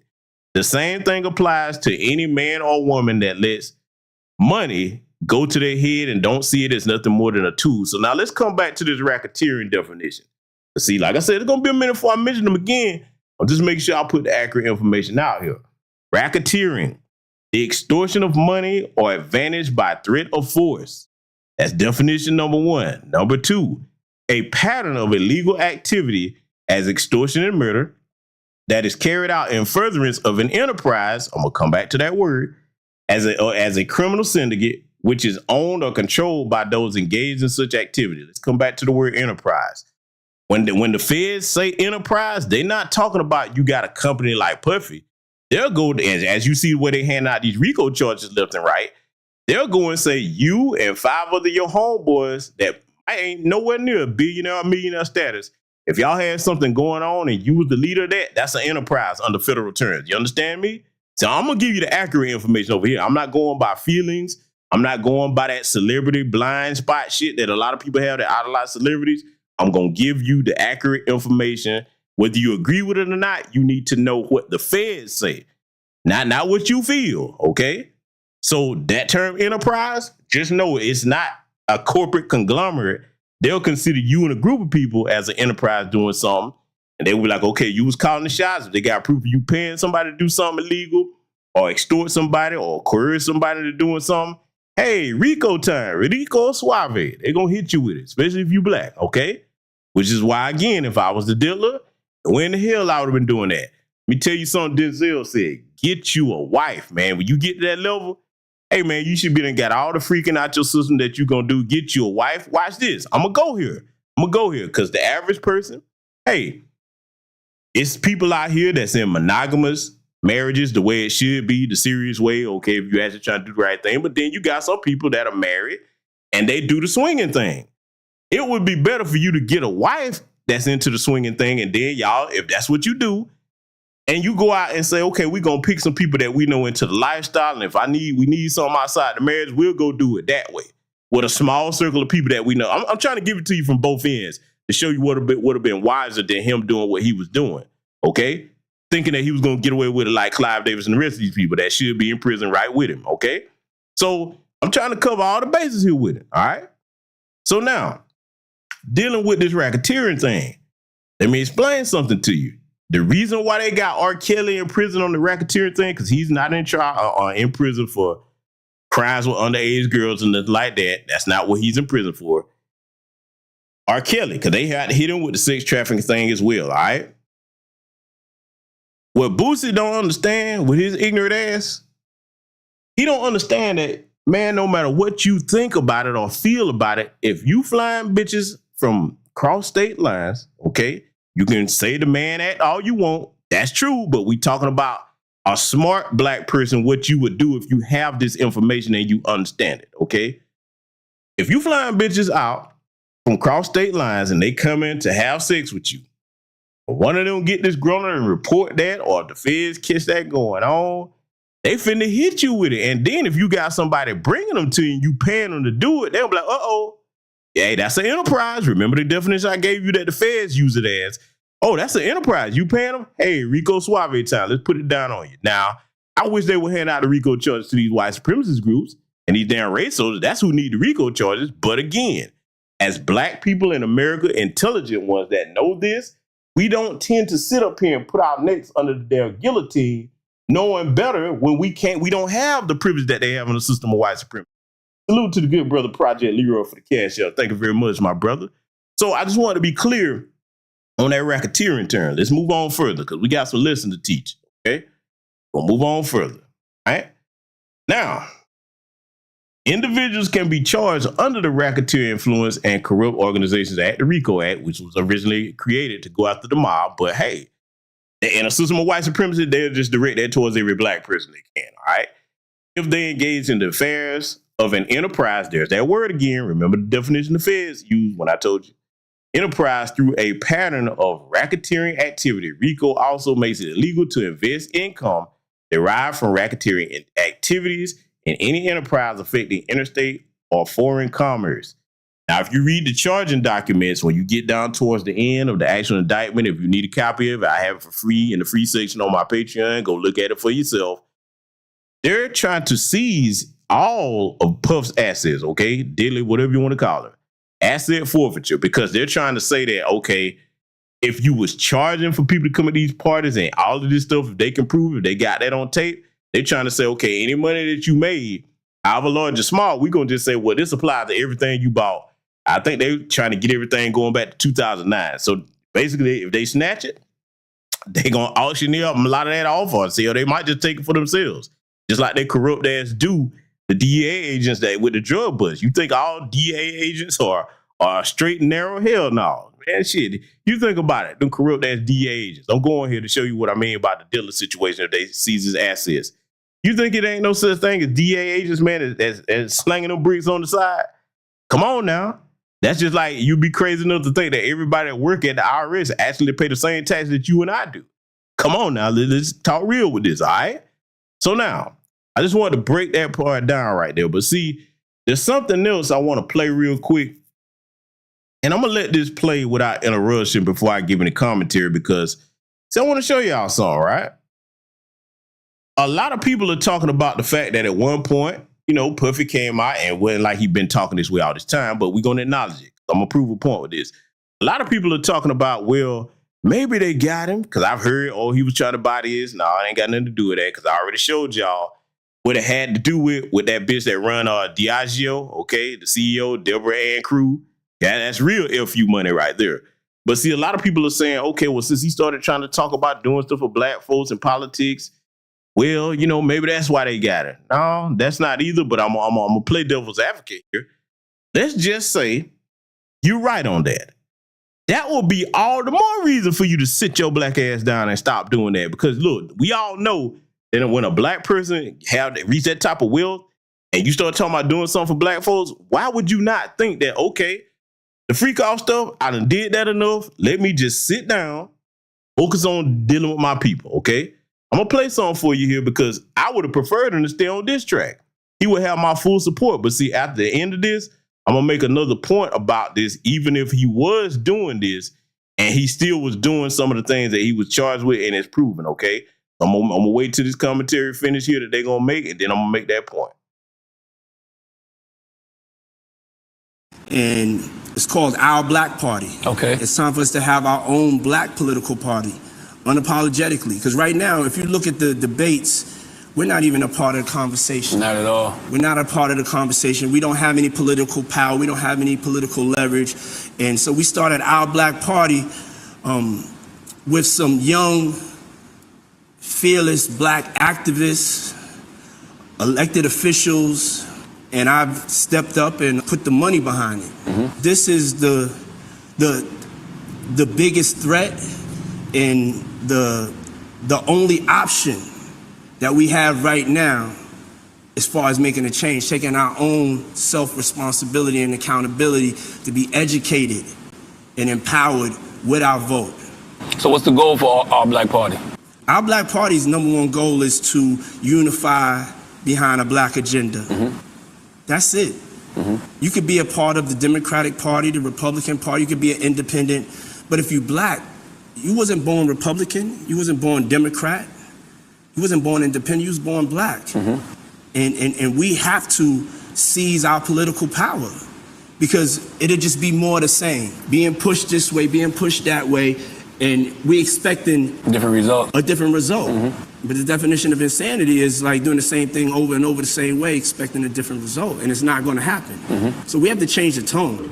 We got to start with us stepping up and really taking the responsibility and accountability to be a part of this political movement. The hardest part of that is going to be getting other black people to buy into it. This is not for all black people. You know what I'm saying? This is not for the scary ones. This is for the ones that want to move things forward and want to get to the smoke. A black person spends an average of like 5 hours on Instagram a day. If you could give Instagram that time, 15 minutes you could give to educating yourself. And our black party's that platform. So when we get down to the local elections, when we get down to the school board, we get down to the judges and the justices, that's so confusing for us. We've never played another level of gangster, but I played this game before, you know? I started in 2004 with Vote or Die, and this is the evolution of that thought, of that empowerment, of that independence, of us taking self-accountability so we're not caught with our pants down like this election. Right now, we're not gonna get nothing. We caught with our pants down. We're not organized, we're not ready to really take this on. I went through the experience of politics. I played the game with the Democratic Party. The people that I went and campaigned for, after they got elected, I don't feel like they really did anything to change the reality of black people. Like I was blessed enough to find God come to me and tell me my purpose. And he told me my purpose is to play a part in saving the black race. The Vote or Die Diddy was about politics and, you know, trying to be supportive. And also, you know, they kind of guilt us in the votings, you know. But as I evolved, I realized this is a business. This is a transaction. This is the closest thing to the streets than the streets that I've seen. I'm launching one of. Now, everything you just heard, Sean John, the Diddler, Diddy, Puff, whatever name you want to use, everything you just heard him say, I agree with it. He's right. This is why I say, okay, Puffy, you said, as y'all just heard, that's why I didn't interrupt it, that you was campaigning for the Democrats. All the more reason for you to keep your damn nose clean, because now, if you're a Negro with this kind of money and the influence that you had, they're like, oh, you gonna turn on this? All right, cool. We're gonna pull this fold out. See, let me explain something, especially to young black people, okay? Older black folks, y'all should know where I'm going. Let me explain this to younger black people, because see, I actually do love my people. When you say the word enemy, a lot of times that word brings to mind, you think about somebody visibly combative, okay? Somebody that's armed trying to hurt you, or hey, it's on sight when they see you. Oh no, those are not the ones that you have to worry about the most. The enemies that you have to worry about the most are the ones that are not yelling in your face. I'm gonna get you when I see it. No. It's the quiet ones that's sitting over there smirking across you at the room that you probably wouldn't even think got anything against you. You understand? Those are the enemies you better be more concerned with if you in his position and you was getting ready to do what he was going to do. See, because I'm going to shut all of it down over here tonight. I'm showing you where I agree with what he was doing. I wish he would have stayed on that path. This is why I say, hey, if you a man, I feel like you have to have more than one woman. I can't judge you for that. Get you a wife that like to swing. Do it that way in a small circle and don't be doing nothing, holding nobody against their will or trying to blackmail them or nothing. It would have been better for you to do that. And then they would have been like, okay, nah, they wouldn't have been able to come at you like that. The other thing he should have been doing, hey man, if you know you're going to be out here doing some of this stuff, you should have been papering up black lawyers. You should have been papering up black judges, mayors, whoever. I mean, you should have been taking care of your people to the point where if them folks come for you, hey man, now you got some folks to go to bat for you. But see, I said all that to say this. Even if Diddy was going to go through with this, or he would have got an opportunity for it, or he got locked up here, let me make this clear. I don't care if it's a black man or a black woman in the community that's doing all types of things for the community. That doesn't give you the right to harm our people. If you love our people, you don't harm our people, okay? So I'm going to say it again. Even if he got a chance to do everything he was talking about, which I agree with, that's a lot of our positions over here on the black grassroots. But that does not mean because, hey, I've done things for the community, so I'm entitled to harm the community. No, you can't fully say you love your people if you're doing that. So if we see you harming the community, I don't care what type of reputation you got to go, okay? You got to go, all right? So I just wanted to make that clear, and I wanted to play it because a lot of people are like, man, that's why they're trying to get him. Okay. Even if it was, he should have had the common sense enough to know, you see what the Democrats got going on that you coming after, and you still gonna sit there, you know what I'm saying, and do what you did thinking that them folks is your friends. Man, you don't have no friends with no little pink, thin, earthworm-shaped lips. You just don't. You don't, okay? So now, and salute to the brother 7 to Hootie for the cash out. Thank you very much, my brother. Thank you, thank you, thank you. So now, we're going to get on further into making sure that this is the broadcast here that put all this in the proper context for the innocently ignorant and for the willfully ignorant, okay? The willfully ignorant, I ain't really worrying about you. Whatever reason you got to cape on for the man, that's your business. The innocently ignorant, especially the young in Black America, that's who my concern is. So we're going to get into analyze some other things, and this is going to be the portion where I told you that some folks don't want to hear from a black man. I'm going to let the white folks talk to you for a minute. I'm going to chime in where need be. Let's get into it. A year ago, Sean Combs stood in Times Square and was handed a key to New York City. Today, he's been indicted and will face justice in the Southern District of New York. One of the most famous names in the hip-hop world is now facing 3 charges in federal court. Many people have come forward in recent months to accuse Sean Diddy Combs of abuse, sex trafficking, drug possession, and more, but now the federal government is getting involved and promising to bring down the rap mogul's alleged criminal empire. Welcome to Sidebar, presented by Law and Crime. I'm Jesse Weber. This office is determined to investigate and prosecute anyone who engages in sex trafficking, no matter how powerful or wealthy or famous you may be. No one should doubt our commitment on that. Talk about a day in the legal and crime world. And today, it all centers around Sean Diddy Combs and all of these details and filings in his new criminal case. And we're going to break it down for you right now, give you everything you need to know. So, the Southern District of New York is promising justice for multiple victims who say that rapper, producer, businessman Combs used his power, influence, and wealth to intimidate them into doing his bidding, whether that was obtaining drugs or performing sexually or cleaning up after apparent sex acts. Now, we've, of course, been reporting on Combs for months here on Sidebar. In November. Now, let me pause it right here and take the time to point something out. And I want to acknowledge a very important comment in the chat room. My good brother Michael Williams says, I understand most affluent black folks refuse to speak on behalf of the black community because they're fearful of the blowback from them folks. Very true. They should pass a collection plate to the community. I agree with that 1,000%. I wish more of them understood that because, you know, to add on to what you did, the statement you just made there, very important and good observation there too, brother.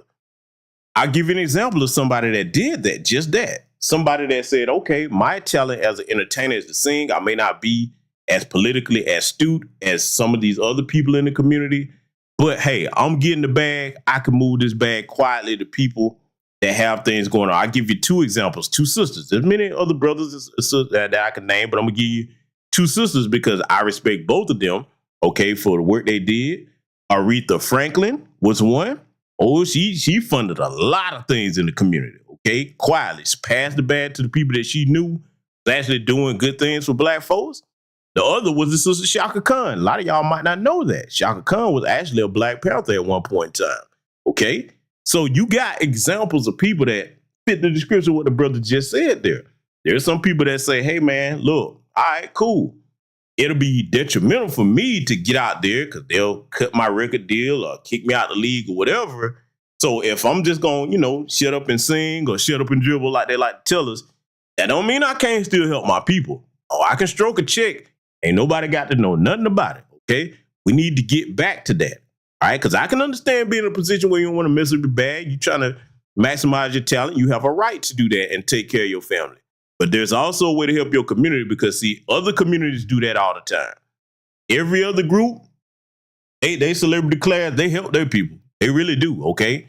Some of them do it openly, but damn sure if they're not open with it, let me tell you something. You'll be a fool to think that if a person is a Jewish entertainer, athlete, or whatever the case, that they're not helping their community, even if you don't hear nothing about it. Or they're helping the Asians, East Indians, Arabs, Hispanics, they all got it, okay? They're like, all right, Yeah, my job is to get the bag. So if you ask me something about politics or whatever, I might not give you no direct answer on it.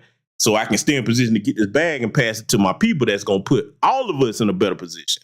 See, that's teamwork right there. So now I want to point out something else very important to you if you listen to this broadcast here, like live and recorded. If you're around somebody that you know that's got the bullshit the Diddler had going on, see, this is how you get your ass away from that, because you'll become an accessory to that. Now, unless you're just the type of person that you shooting to get you a good old-fashioned criminal record and be an accessory to whatever the fuck going on, then by all means, if that's your goal, don't listen to nothing I'm saying. But now, if you're the type of person that you around stuff like that, you better think about the words that I'm telling you, because, see, they start handing out these federal subpoenas. There's a lot of people that truly probably don't want to testify against him. But I'm going to ask you a question. How many of you in this chat room right now, if they sent you a federal subpoena and you actually knew something to testify against the Diddler, how many of you going to be willing to fall on the sword for them? They tell you, like, all right, now, if we find out that you lied, or think about this too, with the feds, a lot of times when they come to you talking about, hey, look, we're going to need you to come over here and testify, they probably got something on you. So if you don't, they're like, okay, cool, no problem. You ain't got to do it. Get in the courtroom, they'll be like, yeah, we got some charges for you next. Come on, go with him. You loyal to him. How many of y'all would go down for the Diddler, huh? Just asking the question. Is there anybody in here that would be like, yeah, you'll fall on the sword and be willing to, go ahead and cozy up to him with the cell, probably, sneak him in some baby oil so y'all can do what you do. How many of y'all gonna do that? Huh? Just saying. Okay. So I just want to point that part out. I want y'all to pay close attention to everything that he's about to break down here, though. It's very important. Of last year, Cassandra Ventura, Cassie Combs' ex, filed a huge lawsuit against him, claiming that he abused her physically, sexually, emotionally for years before she was finally able to get away. Now, Combs denied everything she had to say in her filing. He settled the lawsuit with her just one day after it was filed, but we know that set off a chain reaction. Multiple other lawsuits against him and even against his son were filed, alleging sexual abuse, sex trafficking, illegal narcotics possession, violence. Then, in March of this year, Homeland Security agents, they show up at Combs' homes in both Miami and Los Angeles, search warrants in hand. They raided both locations, seemingly collecting a huge amount of evidence, which we will get through in a moment. Now, you see what they got damn near military gear pulling up. Y'all saw the footage of that when it happened. How many of y'all think they're going to actually do Vince McMahon like that? Roll up on him at his home with all that militarized police gear. Shout out Barack Obama and the 1033 program. This is why they look that way today. Just wanted to point that out, who gave them this surplus militarized gear that you see using like that. And notice they only pulled this stuff out for black folks. They didn't pull this out for them January 6 riders, okay? So how many of you think that they're going to pull up on Clive Davis, Vince McMahon, all the rest of these degenerates that the Diddler probably took some inspiration from, okay? How many of y'all think, watch this, the white folks, especially, I'm saying that for a reason, the white folks that's going to be called up there, you think they're going to roll up on them the way they did him? Huh? See, I'm pointing this out for all the people that's got the case on for him. In a system of white supremacy, if you have a functioning mind enough to actually understand how we're treated differently, even if you don't know everything about the system of white supremacy, you know enough that they treat black people and white people different. So if you the type of person that's out here doing them types of things, you on that level or getting close to it, okay, just understand that bad decisions have bad consequences. Let it continue. And we learned at the time that this was connected to a sex trafficking investigation out of the Southern District of New York, but we didn't know all the exact details. Well, you fast forward to this week, and Combs was officially arrested Monday night at the Park Hyatt Hotel in New York out in Manhattan. According to his defense team, he had been booked there since September 5th, that was nearly 2 weeks ago, and he was in town in anticipation of the charges being filed, which is important because now that Combs has been arrested and charged, he says this is an example to show he's not a flight risk. He's been cooperative. However, when U.S. Attorney Damian Williams, again from the Southern District of New York, held a press conference and was asked about Combs' cooperation in this case, he seemed skeptical. Let me just say this. I think that generally and with increasing frequency, the word cooperative or cooperating has taken on tremendous elasticity, and it no longer really bears any relation to what the word means when we use it in a very specific context. So responding to lawful process, and the like does not qualify as cooperation when we use that term here. Now, let me make this clear for the people that probably didn't catch what that little peanut head prosecutor there said, all right? Cooperation with them isn't you turned yourself in, okay, and or you was gonna turn yourself in, because they didn't want to let him do that. That would have actually kind of helped them a little bit had he been allowed to just mosey on in there and turn himself in, and then they lock him up. They were like, oh no, we got to make sure we keep all our advantages going in here. That's how the feds do you. They don't relinquish any advantage that they have, okay? They were like, nah, it's gonna look better if we just run up on you and say, well, you got this plane, you're a flight risk, and when we first hit you with this, when we raided your house, you was finna get on a plane and go from here to there or whatever. So that's their line of thought. Let me break this down in simple terms for you, though. When the feds say cooperate, they're not talking about whether you cooperate turning yourself in. Cooperation means, okay, what you gonna tell me that I need to know? Who you gonna give up? Are you gonna, testify against some people for me? That's what they mean when they say cooperate. So I just wanted to clear that up. Let's let it continue. Now, there are still questions about future filings, possible charges against co-conspirators, whether Combs will be hit with additional charges. What we do know is we are now getting a look at what the prosecution believes they can prove.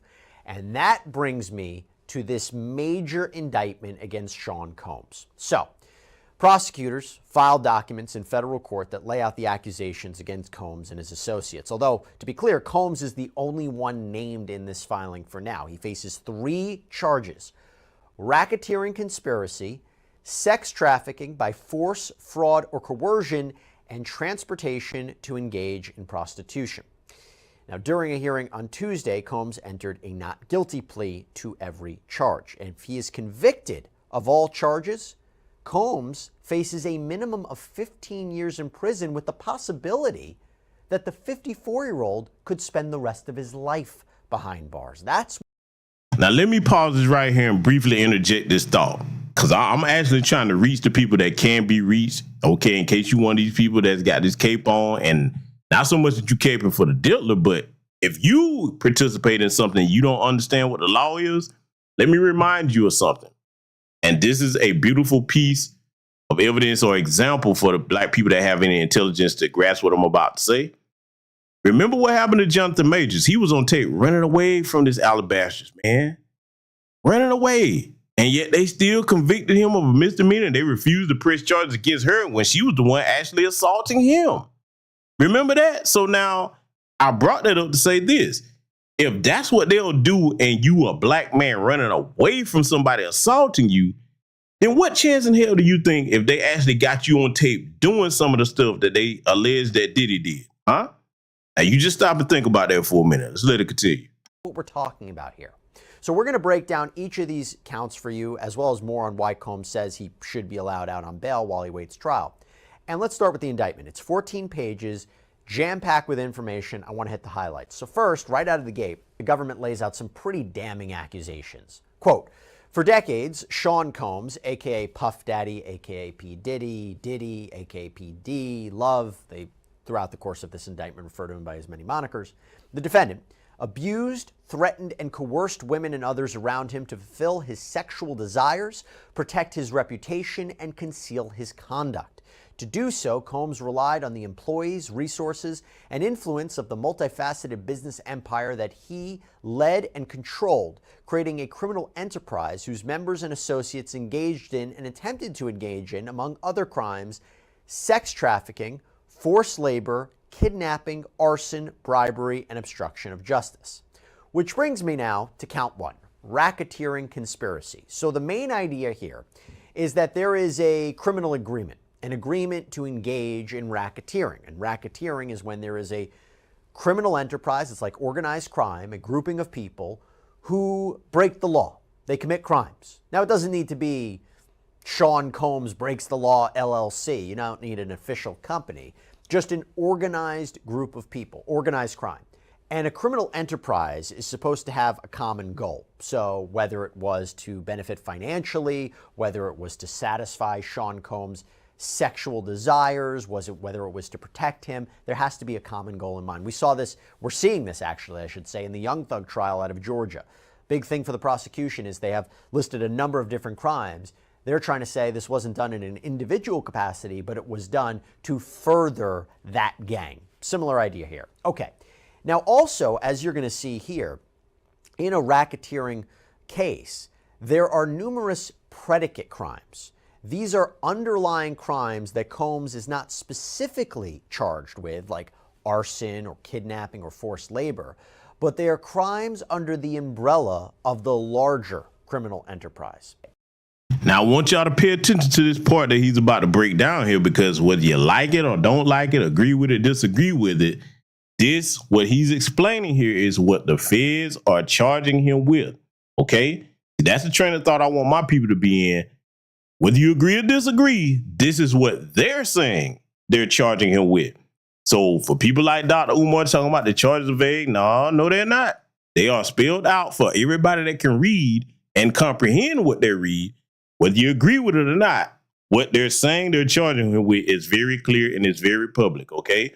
Now, this is the part that confused a lot of our people. And see, again, I'm going to say what I said last broadcast. I don't know if any of you have ever done this, but especially if you're a young black man in America, black person, period, especially a young black man. At some point in time, you need to go have a free consultation with an attorney and ask about certain things regarding the laws in your state with certain different things, okay? Not that you're doing anything, hopefully you're not illegal, but certain things that come up like this, you need to just, hey, just go in and talk to an attorney, you know what I'm saying, and just ask about certain things so you can get what things really are in your state and what you or somebody could be dealing with if you find yourself in that situation, okay? And see, when you are armed with accurate information, you tend to be more mindful about being around certain people or being in certain situations, okay? I want y'all to pay attention to how he's about to break this down, because see, a lot of people act like they don't understand this. Well, it's about to be made plain.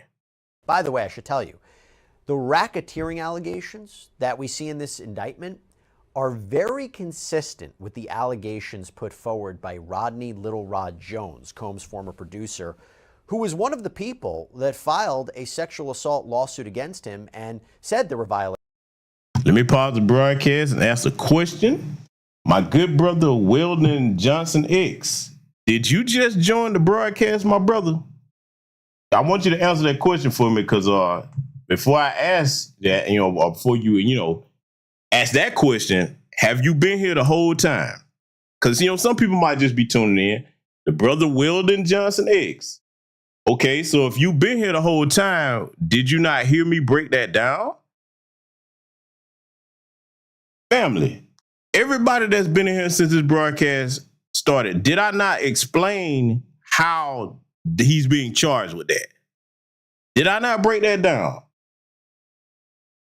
So now, brother, which one is it? You said yes, no. Were you here when the broadcast started, or you just got in? Make it clear, brother. Make it clear. Weldon Johnson X. Okay. Tell me something, brother Weldon Johnson X. Say it again, man. I want to know, because I see yes and no there. So are you saying yes, you've been here since the beginning of my broadcast? Or are you saying no, you just got in? I want to be clear. Because either way, brother, I broke that down. Now, if you don't understand that, I don't know what to tell you. That's being willfully ignorant at this point. I gave definitions. I gave examples. I explained how. So if you were here at the beginning of the broadcast, when I asked over and over, did you not understand what I was saying? That was your time to chime in. So now, my good brother, I'm going to ask you one more time. Just got in? Okay. All right, good brother. Well, do me a favor. I want you to play this back from the beginning, because, see, when I do a broadcast, this is a classroom over here. I'm not jumping down your throat because, hey, if you just got in, you didn't hear that. I explained what the problem with that is and why it's illegal. So you'll have to catch that at the end of the broadcast. But right now, pay attention to what he's talking about, because some of your question is going to be answered here if you pay attention and take notes. Let's let it continue. Of racketeering law. In fact, although no one is specifically named in this indictment, you can kind of see who those alleged victims of Combs are, their allegations, that they were the basis for the charges here, especially Cassandra Ventura. Because we all know that when that video back in 2016 was released by CNN a few months ago of Sean Combs purportedly beating Cassandra Ventura in a hotel elevator bank. That was publicized for the whole world to see, and he apologized for on Instagram. That is mentioned specifically in this indictment. Now, reading from the indictment, it says, quote, "The defendant and others, known and unknown, participated in unlawful and other activities related to the conduct of the Combs Enterprises affairs.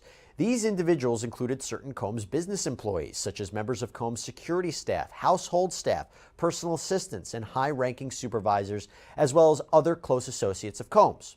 Now, one of the most startling examples of Combs' alleged control over those around him came from the description of apparent sex parties called freak-offs. This is something that Ventura and others alleged in their lawsuits. What are they?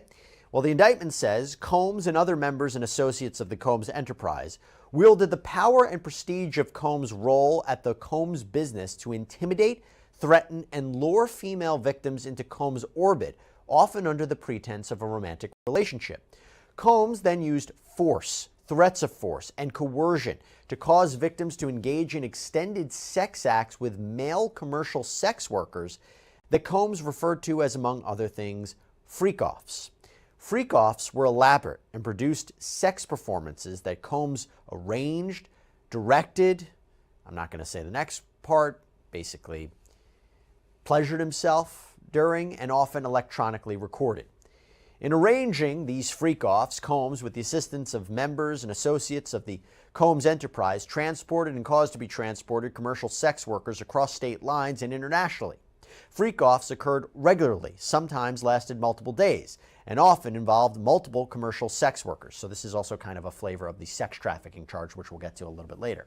During freak-offs, Combs distributed a variety of controlled substances to victims, in part to keep the victims obedient and compliant. Sometimes, unbeknownst to the victims, Combs kept videos he filmed of victims engaging in sex acts with commercial sex workers. After freak-offs, Combs and the victims typically received IV fluids to recover from the physical exertion and drug use. Now, let me pause it right there. So, in the indictment, and again, let me say this, whether people agree with it or not, think it's fair, not fair, that's what the feds are charging him with. Because, see, a lot of people that asked, like the good brother Weldon Johnson said, how are the sex parties a crime? It wasn't just a sex party. If you just had a sex party where everybody's consenting and nobody's being forced to stay there against their will or coerced in any type of way, like was just read here, that's in that indictment. And by the way, Brother Weldon Johnson, if you need to read it, if you haven't read the whole 14-page indictment, I do have it for free on my Patreon. All you got to do is go and look at it, because see, a lot of people that's kind of asking their brother's question, I'm not beating up on them, they haven't read it yet. Or here's the other thing, and again, I'm not picking on you, Brother Weldon Johnson. A lot of people, if they have read it, they don't comprehend what they read.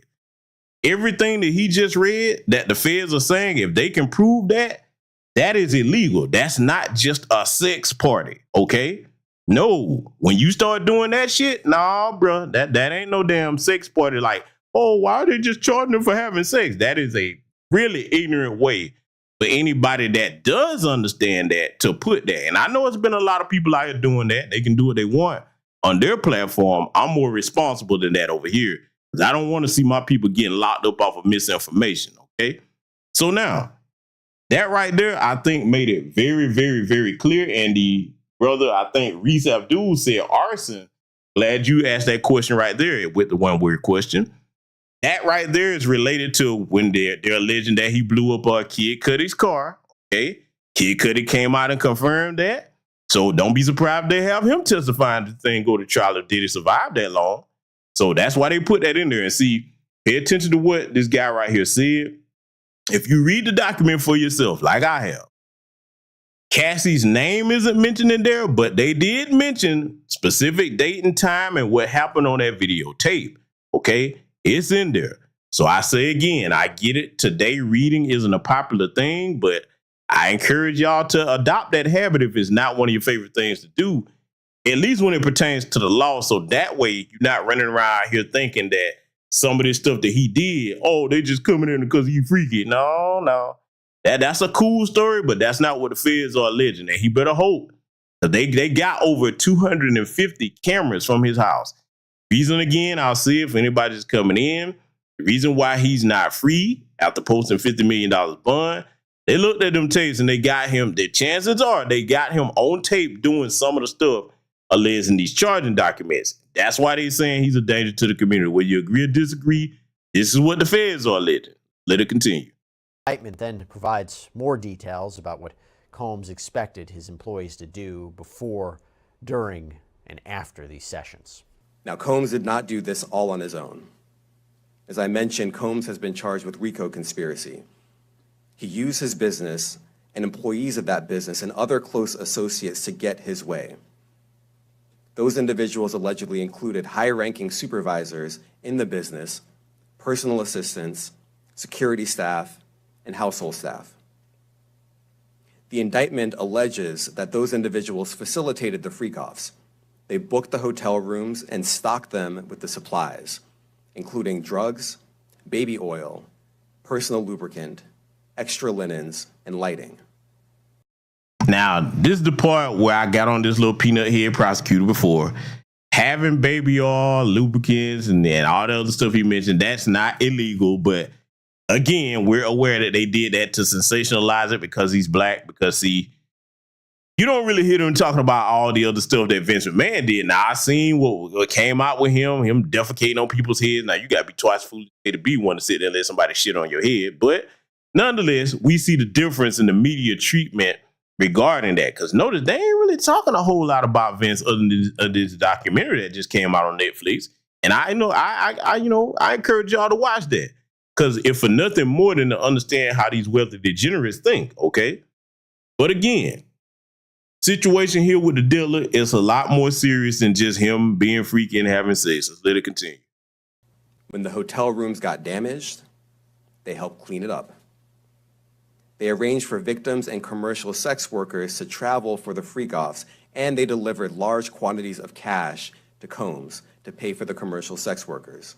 According to the indictment, in or about March of 2024, during searches of Combs' residences in Miami, Florida, and Los Angeles, California law enforcement seized various freak-off supplies, including narcotics and more than 1,000 bottles of baby oil and lubricant.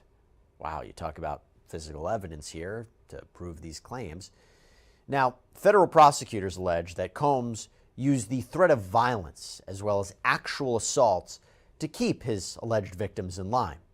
The indictment reads, quote, Combs maintained control over his victims through, among other things, physical violence, promises of career opportunities, granting and threatening to withhold financial support, and by other coercive means, including tracking their whereabouts, dictating the victim's appearance, monitoring their medical records, controlling their housing, and supplying them with controlled substances. During and separate from freak-offs, Combs, among other things, hit, kicked, threw objects at, and dragged victims at times by their hair. These assaults often resulted in injuries that took days or weeks to heal. Combs also threatened victims' careers and livelihoods, including if they resisted participating in freak-offs. Let me pause it right here because I see another good question in the chat. I'm not sure how long this brother has been subscribed or if he caught in my previous broadcast.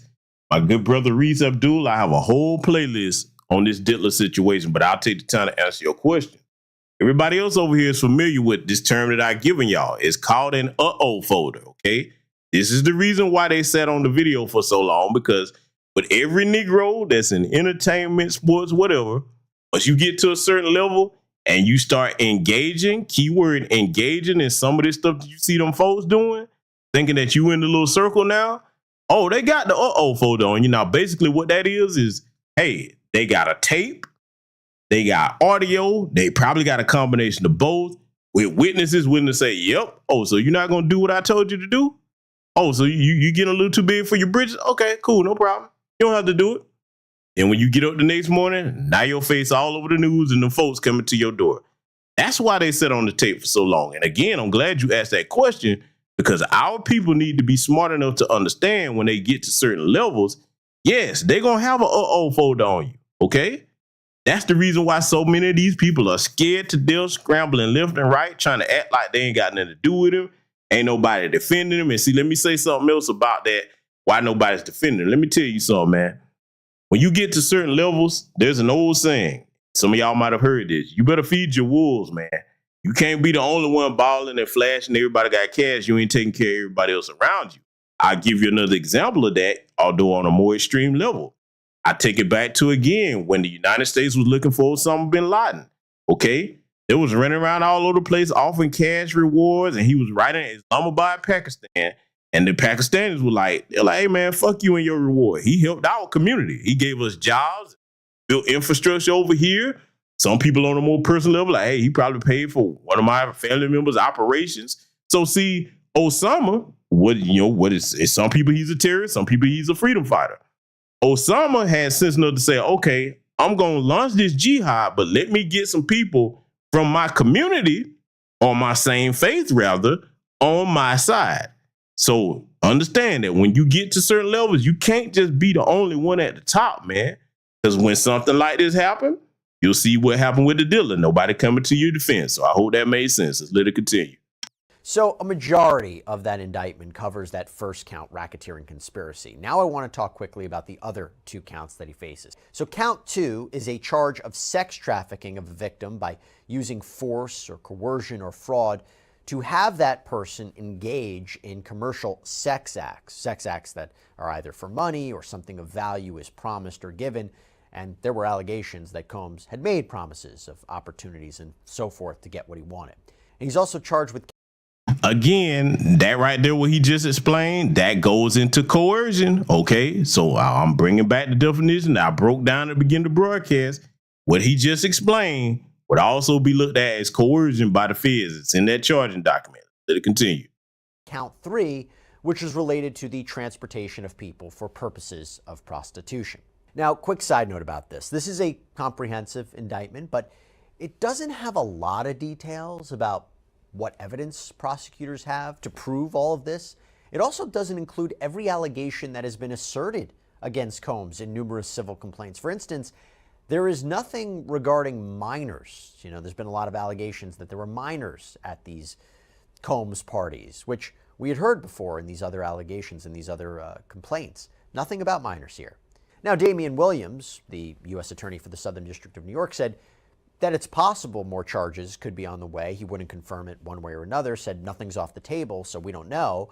But maybe there wasn't enough evidence to prove that there were minors at these parties or Combs did anything criminal related to minors. But I tell you what, we did get a lot more information from another filing from the prosecution. I'll get to that in a second. First, I have to get to the defense, because in a letter filed with the court on Tuesday, Combs' defense team laid out a proposed bail package for their client, why he should be released pending trial. And they explained why his actions over the last 6 months point toward cooperation, not avoidance. They also call out the government for seemingly making things more difficult than they had to be. His team writes, quote, "Through counsel, Mr. Combs promptly told the government that he had voluntarily come to New York, offered to tell them specifically where he was, and offered to turn himself in at the appropriate time. Even though Mr. Combs came to New York, authorized his lawyers to tell the government of his location, and offered to self-surrender, the government effected an arrest last evening. This, we know, is the government's right. However, that he traveled to New York to self-surrender is also something the court should consider." So now, let me point this out. They're not going to consider it because of the reason that I told you. They knew that, okay, it looks better if they go and get him like, oh, we don't know what he's going to do. You know what I'm saying? So they're like, nah, we ain't going to let you just waltz on in here because, see, that'll look better in your favor. But see, I want to give y'all something in case, because I know some of these terms right here for certain people, some of these terms might be over folks' heads. Some people might actually have trouble comprehending what you just heard there. And I'm not picking on those people. Let me give it to you in a simple example. I say again, the reason why they denied that $50 million bail, why he's in prison now, on them tapes, okay, on that footage, that's the surveillance they got from his house, it's something on there that proved that. Now, the thing about the feds, they don't just come out and say, hi, here's everything we got on you. So that's why they're not telling you everything in that 14-page indictment. What the feds will do, they just like if you sitting down playing spades with somebody and they got Trump, a full house, what have it, they bow, throw that thing down there when you last expect it and they got your ass, okay? That's how the feds operate. I'm telling you that right now. So what I'm saying is they're going to wait till this trial come up and be like, oh, you want to know what kind of evidence we got? Exhibit A right here, Your Honor. That's assuming he make it to trial again because, like I said, man, it's not looking good. They just may try to Epstein the man, but again, he made a decision to put himself in this predicament. It shouldn't be this way. I hate to see it. I do. But he damn sure worked hard to get himself here. We got to acknowledge that. There's no way around it. So I hope I help explain that for anybody that was confused on that. What is this bail package that the defense outlines? Well, here are some of the main points. One, a $50 million bond co-signed by Combs, his mother, his sister, the mother of his eldest daughter, and his 3 adult sons. That $50 million would be secured by the equity in Combs' Miami home. The appraised value of that home on Star Island is $48 million. So in other words, this is what he's saying. You can secure this. You can know that I'm not going to flee the country. I'm not going to break the bail conditions. I'm putting this home up. The defense says that Combs paid off the remaining mortgage, $18 million, so he could use it to secure a bond. The equity in his mother's home in Miami could also be used as collateral. Now, let me point this out to y'all. Remember what I said at the beginning of the broadcast? If you need proof that what I said is true, that money should only be looked at as a tool, especially when you're black in America, that right there, everything you just heard, that's proof that he got the money. They know he good for it. But money can't get you out of everything. It doesn't transcend your blackness. So you should only look at it as a tool. So don't be thinking that because you touched a few coins or you got a little bit of paper more than the next person to the point where you consider wealthy. Don't be thinking that your money going to get you out of everything. They're making an example of him right here. So I'm using this tonight to get that lesson across to those of us that are intelligent enough to understand this. Do not think that because you got money, that's going to save you and that it can get you out of every single situation. There's some situations, and let's put it this way. In a system of white supremacy, your money is worthless if you black. If them folks coming for you and they want you and they get you, you're not going to buy your way out of that. See, they basically did kind of what was like with the Diddler and anybody other black person like him. It's kind of like fattening up a hog before you slaughter it. They let you get away with a few things here and there for a couple of years. They be like, yeah, keep on. We need you to get that ego good to the point that you think you're in the white club because you did some stuff that we do and we let you come around us. And then as soon as we get ready to snatch all that wealth back from your goofy ass, bam, folder. Let's go ahead and run him in. That's exactly what they got going on. Let's let it continue. And the letter goes on to say that Combs' travel would be restricted to the Southern District of Florida and the Southern District of New York. Combs apparently surrendered his passport to his attorneys right after the raids on his home, and several of his family members, including his children, have surrendered their passports too. Combs' counsel says he is currently working on selling his private plane, so he wouldn't be able to just jet off to some exotic locale that has no extradition with the United States. In the bail package information, it's also revealed that Combs wants to be under house arrest and would agree to GPS monitoring. The letter from Combs' attorneys also fires back at the assistant U.S. attorneys working on the case, saying they reached out to him in the days before the raids, but never got any reply. And then on... Now, see that right there? If that's true, because we don't know, but if that's true, if they reached out to him days before the raid and he was just like, oh, man, fuck them folks, man, I'm Diddy. I ain't got to reply. That's why they went and arrested him right there, if that's true. But see, let me go ahead and throw something out here for the people that's got the cape on for him. Okay, because I'm not capable for him, but let me tell you what would have been wise. Like I said at the beginning of the broadcast, you can fool everybody and put on whatever type of persona or image you want. You know what you did at the end of the day. So if he know he actually did that stuff, let me tell you what he would have did if he was smart. As soon as Cassie would have popped up, he should have automatically assumed that, okay, if I did this to this woman, you got you on tape beating her ass. Okay, so we do know that much is true. We all saw that. He should have said, damn, you know what? She probably still carrying a grudge from when I beat on her. Probably then, went to the feds. So instead of me bucking, let me go ahead and give her this money. And as soon as you give her that money, if you know you're guilty, you know what he should have did? How many people know what he should have did? After he gave her that money, shouldn't have said nothing, shouldn't have made no threats. You should be like, hey, Russell Simmons, let me roll on over to Bali. How's the weather over there, buddy? Hey, man, I'm coming over here to chill for a few years, man. That's what he should have did if he was smart. But no, when you run around talking about you the king of New York and all that, see, don't ever get high off your own lie, man. You ain't no king of nothing. You a black man in America. I don't care whether you got $1 in your pocket or $1 billion in your pocket. 15 billion. In a system of white supremacy, that $1 million worth of whiteness they got is worth far more than your billion, okay? You see Vince McMahon is kicking it at his home right now. He's not in a federal prison where his ass belong. He belong with the Diddler. Is anybody rolling up on his property? Clive Davis, the rest of them, huh? At least not yet anyway. He chilling. Probably laughing at this like, oh, you thought you were me, didn't you, Diddy? You'll never be in the white club. So that's the point I want to make there. Let's let it continue. March 25th, agents swooped in with a big show of force, which the attorneys insist was unnecessary. The filing also goes into Combs' philanthropic works, including his work with the Boys and Girls Club of America, his donations to open a charter school in New York, and his work fundraising to get PPE for frontline workers during the COVID-19 pandemic. At the end of the document, the defense team states Sean Combs has never evaded, avoided, eluded, or run from a challenge in his life. He will not start now. As he has handled every hardship, he will meet this case head on. He will work hard to defend himself, and he will prevail. Oh, that's a good little hopeful speech there to his attorneys, defense attorneys, because they're doing their job. I mean, as much as they're being paid. No, he's not going to prevail. No, he's not. Again, I'm not hoping that, he meets his end the way Epstein did, but it's a real possibility. But if it does go to trial, man, you better look up the conviction rate that the feds have. Very few people have beat a federal trial. Speaking of Vince McMahon, the only reason that he beat that Fed case when they were trying to get him for the steroids is because Hulk Hogan, one of the people that he broke bread with, and Hulk Hogan got out there, he pretended like he was going to throw him under the bus. Then when he got on the stand with his anti-black racist ass, Hulk Hogan was like, hey, man, nah, he ain't never try to force nobody to take no steroids. I mean, hey, and that helped get Vince off. He beat a Fed case. Now, and just like I said with Snoop, Vince, of course, this is a white man in a system of white supremacy. He didn't sit his ass down. He kept doing the shit he was doing, okay? But, hey, he already know. Got $1 million worth of whiteness, $1 billion worth of whiteness in his case, all right? The Diddler don't have that, all right? So the other thing that, defense attorneys, I mean, like I said, they trying to make it look good, but they don't care nothing about what charity you donated to, all the community. That don't mean nothing to them. That don't mean nothing to them at all. I mean, look, I get it.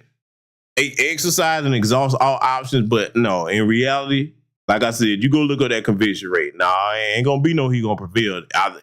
No matter which way it go, this it. Because see, let me tell you why I know this, and I'm not wishing for it, because he put himself in this position. He worked hard to get here. The reason why I know he's not gonna prevail is, you think about the optics of that. In a system of white supremacy, if they let somebody with his stature and wealth go, if they let him go, that'll make him look like the Teflon Don for real. You understand? So no, they can't afford that. No, they cannot afford that at all. Let's let it continue. Now, the prosecution had a different view. So the prosecution team also sent a letter to the judge defending their assertion that Combs should be locked up with no bail. Their letter states, quote, as reflected by the gravity of the charges in the indictment, the defendant is dangerous and poses an ongoing threat to the safety of the community. If released, he remains a serious risk of flight despite the conditions offered by his counsel. Most glaringly, the defendant also poses a significant risk of obstructing justice. The letter also goes into more detail about some of those specific situations that Combs was allegedly involved in that point to the lengths he would reportedly go to get what he wanted. For example, quote, the defendant ensured the victims would participate in freak-offs through coercion and violence. For instance, the defendant provided controlled substances, including ketamine, ecstasy, GHB, to female victims so that they could and would continue to engage in freak-offs despite fatigue, physical and emotional exhaustion, and pain. Additionally, both during freak-offs and separate from freak-offs, the defendant subjected female victims to physical, emotional, and verbal abuse in part to cause them to engage in freak-offs. The defendant hit, kicked, threw objects at, and dragged female victims, sometimes by their hair. At least a dozen witnesses will confirm that they personally observed the defendant's violence towards women and or the injuries sustained by women at the defendant's hand. Now, back to that. Now, let me tell you something. If they got that on tape, never mind the Cassidy video that he's showing right here in this footage. If they got that on tape that he's doing, or you know what? Not even just him. Let's leave him out of it for a minute. If he was present and anybody in his security or anybody there did that, oh man, it is a wrap. I'm telling you now. You better pray that that's not on them tapes they got, but chances are 250 cameras, yeah, they got something. That's why they're not letting them out. I'm telling you, we just using common sense over here. They got some of that stuff on tape, all right? And they're going to show it when the trial coming in. Again, they're going to call it the trial of the century. Can we ever get a trial of the century with the white folks? They never call that trial of the century. Have y'all ever seen a trial of the century when they put one of these damn mass shooters on trial? But just know they're going to pull out the old trial of the century chart. They're going to dust that off, and that's what it's going to be. It'll be televised because they're going to make a spectacle of it. But again, if he did any of that and they got that video evidence, man, you are super done, bro. Super done. And see, reason why is probably a strong possibility they do. If you did this to Cassie in a public place, because like, think about it, right? Even if you the type of dude that's going to beat on your chick, which I do not co-sign or advocate for, but even if you the type of dude, you would think you're going to be smart enough to do that shit in private. So that go to show you his arrogance. Hey, I'm going to whoop her ass in public where you know it's cameras, because again, you like, okay, I know it's cameras here, but I can just shoot somebody some bread and that'll go away. Now, if you the type of dumbass to believe that, because let me tell you something about if you try to do that. Don't you know that if you shoot somebody some bread, how you know they didn't make a copy of that and just sit on it? Like we see they did, okay? We clearly know they sat on it, all right? How you know, let me go a couple ways with this, because I want the people that actually think money make you invincible, okay, just because you got bread, the dummies that actually think that. Let me show you all the ways that can go bad. In addition to what I just said, how you know that person don't double dip and say, okay, hey, you know, he gave me this 100,000, 50,000, whatever the case may be, to keep quiet. Let me go ahead and contact a couple people and let them know I got a tape for sale. And then double dip and get paid again. They might charge 3 times as much as what you gave them. So it's too many variables about how that could go bad. Bottom line, don't be thinking that because you got bread that you can just bribe your way through shit like in some fucking movie. It doesn't work that way for black folks, okay? Do not throw your life away after you work hard to get to whatever success level you get to behind being this type of person. To see, this is another issue why I tell y'all, stay off them goddamn drugs. He's a fucking cokehead, amongst other things. This has contributed to whittling that little mental state down to the point that you would do some shit like this. Let me tell you something. I'm going to say it again. Before he put hands on this girl right there, let's just say she didn't want to participate in whatever they had going on. Man, you did it. You can get another one. Let her go. You ain't had to put your hands on her at all, man. Now this shit is sitting up here and you got federal charges because she's cooperating with the feds. Let me tell you something right now. She was cooperating with the feds before she hit him with that lawsuit. Hey, listen, her attorney, they organized this, okay? If you think that she just started cooperating with feds, you really don't understand how the game go, okay? So I just wish he had sense enough to say, all right, cool. I'm gonna let you go on about your business. I'll just get somebody else to do whatever you wouldn't do, okay? So let it continue. 2016 video that I mentioned of Combs allegedly attacking Cassandra Ventura out in LA. They say in this letter, prosecution, they claim that Combs used money and influence to try to keep that video from getting out. Quote, when a member of hotel security staff intervened, the defendant attempted to offer their hotel security officer a stack of cash to ensure his silence. After the security guard refused the defendant's bribe and after coordination between the defendant and his employees, the defendant's staff contacted other members of hotel security. Within days of the incident, the surveillance video disappeared from the hotel's server. Now, this is the exact allegation. And for those asking about J-Lo, she knew everything. Why y'all think she got the fuck away from him so fast out of that Shine situation, huh? You see how he threw the brother Shine on the bus, and that was some dirty shit right there. Because see, look, whether you believe in karma or not, the chick that was in the club, she came out and already said it was the Diddler that shot her in the face. Shine took the route for that man and did a 10-year bid behind that man. That was some foul shit for you to do. Bro, even if you were going to let him take the route, man, you supposed to broke him off when he came home. Now, I heard he gave him like $1 million, but no, man. No, you supposed to, man, you a billionaire now? Man, you supposed to give him, man, at least 50. 50, man. I mean, you should have gave him something like, hey, man, I know you can't get no 10 years back. I appreciate you, know what I'm saying, being down to do that bid for me. You didn't tell on me or nothing like that. Man, let me go ahead and look out. You know what I'm saying? And I heard what Shine had to say about it. You know what I'm saying? 'Cause, you know, he's a prime minister down in his homeland of Belize now. But, you know, I mean, when you do little shit like that, man, trust me, man, whatever goes around, come back around, man. So if you're going to get out there in that game and do some of the things he was doing, you can't do your people dirty, man. You can't do it, man. You got to look out for your wolves or they'll turn on you. Let it continue. Put forward by Cassandra Ventura, which makes you wonder, is she one of the cooperating witnesses with the government? You have to believe so. And clearly, there is something to be said that the prosecutors here are believing the account of Ventura and possibly these other alleged victims. It's not just them filing a lawsuit against Sean Combs. They are believing these allegations to substantiate criminal charges. That's big. Now, the letter also references another alleged incident that was first revealed in Ventura's lawsuit last fall when she alleged that Combs set fire to fellow recording artist Kid Cudi's car when he seemed to show interest in Ventura.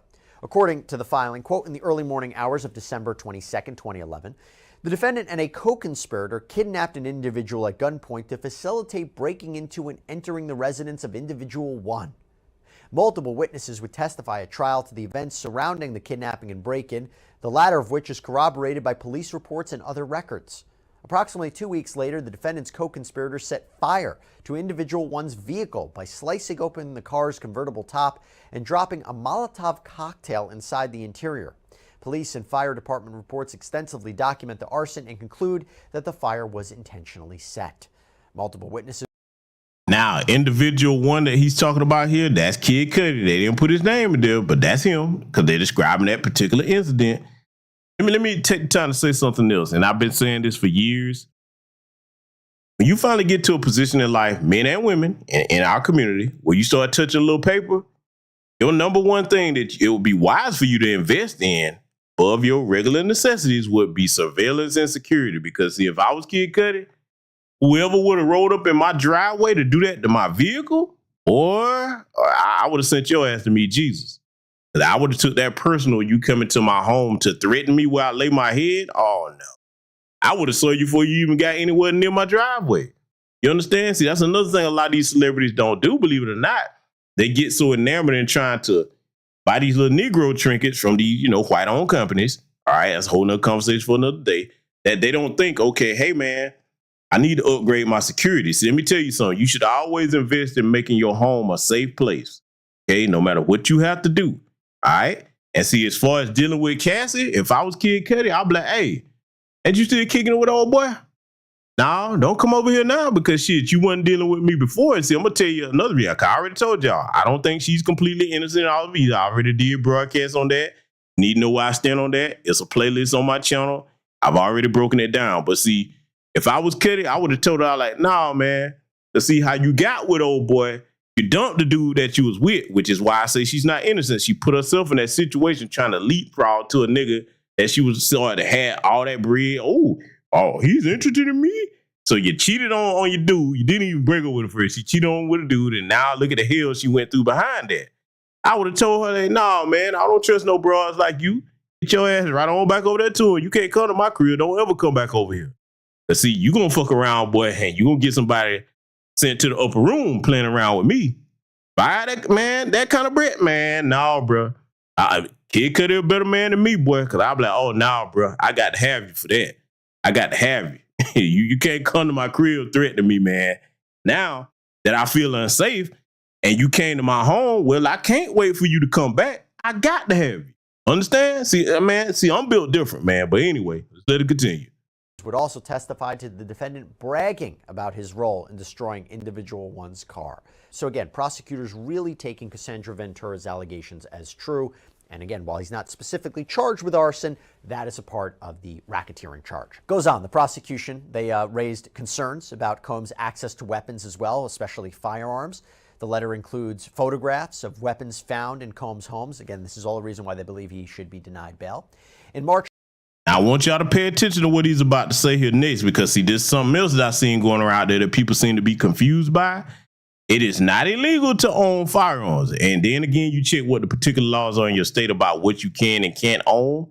But I want y'all to pay attention because I posted about this on my community tab. And again, for the folks that don't like it when a black man said, I brought you a good old white man so he can tell you, okay? Because you don't want to listen to me. You don't think I know what I'm talking about. Never mind, I'm a retired combat veteran. Firearms are my wheelhouse. Never mind. I run my own executive security for our company. Okay. Never mind that I'm certified to teach firearms. Okay. Never mind all that stuff. I'm gonna let a good old white man tell you, because you know, black man word ain't worth a damn. 2 dead flies to some people. Okay. So I want y'all to listen to what he's about to say about why they got him with these firearms. Okay. Let's let it continue. Of 2024, during searches of the defendant's residences in Miami, Florida, and Los Angeles, California, law enforcement seized firearms and ammunition, including 3 AR-15s, each with defaced serial numbers, as well as a large capacity drum magazine. As pictured in a close-up image, the serial number of one of the AR-15s is visibly bored through and obscured. By the way, that in and of itself is a federal crime. We did an episode about the recent potential shooting of former President Donald Trump. That individual is charged with that crime. The filing goes on to state, quote, now, did everybody understand what he just said? For the people that are confused and are just trying to gloss over the fact and make it look like, man, it's not illegal for him to own guns. Okay, let me, in case anybody didn't understand what the white man said, I put this information on my community tab for anybody to find it. In all 50 states, even if you are a lawful registered firearm owner, if you deface that firearm and take the serial number off of it, that is a crime in all 50 states. Okay, it's a federal crime. The only way that you can have a firearm without a serial number is if you manufacture that weapon yourself. But here's the caveat. Pay attention. I posted this on my community tab.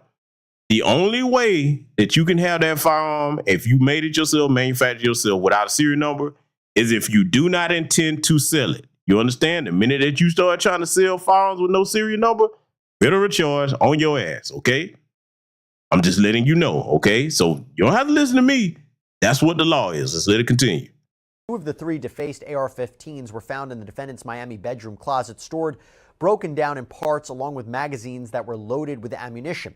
In addition, 6 legally purchased guns with serial numbers, some of which were stored in gun safes, were recovered from the defendant's residences. Now, from there, in this bail letter, Combs is also accused of trying to influence witnesses. Prosecutors state, quote, specifically following the November 2023 lawsuit, the defendant and intermediaries acting on his behalf reached out to potential victims and witnesses to the alleged conduct, including individuals he did not speak to regularly and had not spoken to in years, to attempt to feed those victims and witnesses false narratives about the defendant's criminal conduct. For example, on or about November 19th, 2023, Now, I want to point this out too from where the feds are looking at it. Everything that he just said, after, let's just say, okay, you was at one of the freak offs, they abused you, did whatever, pumped you full of drugs.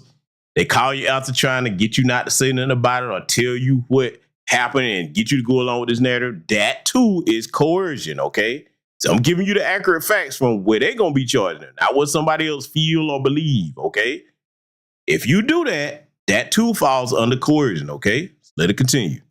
3 days after the filing of the lawsuit described above, this is the Cassandra Ventura one, the defendant made multiple calls to another victim of his sexual abuse and recorded certain of those calls under the cell phone, using the cell phone of a co-conspirator.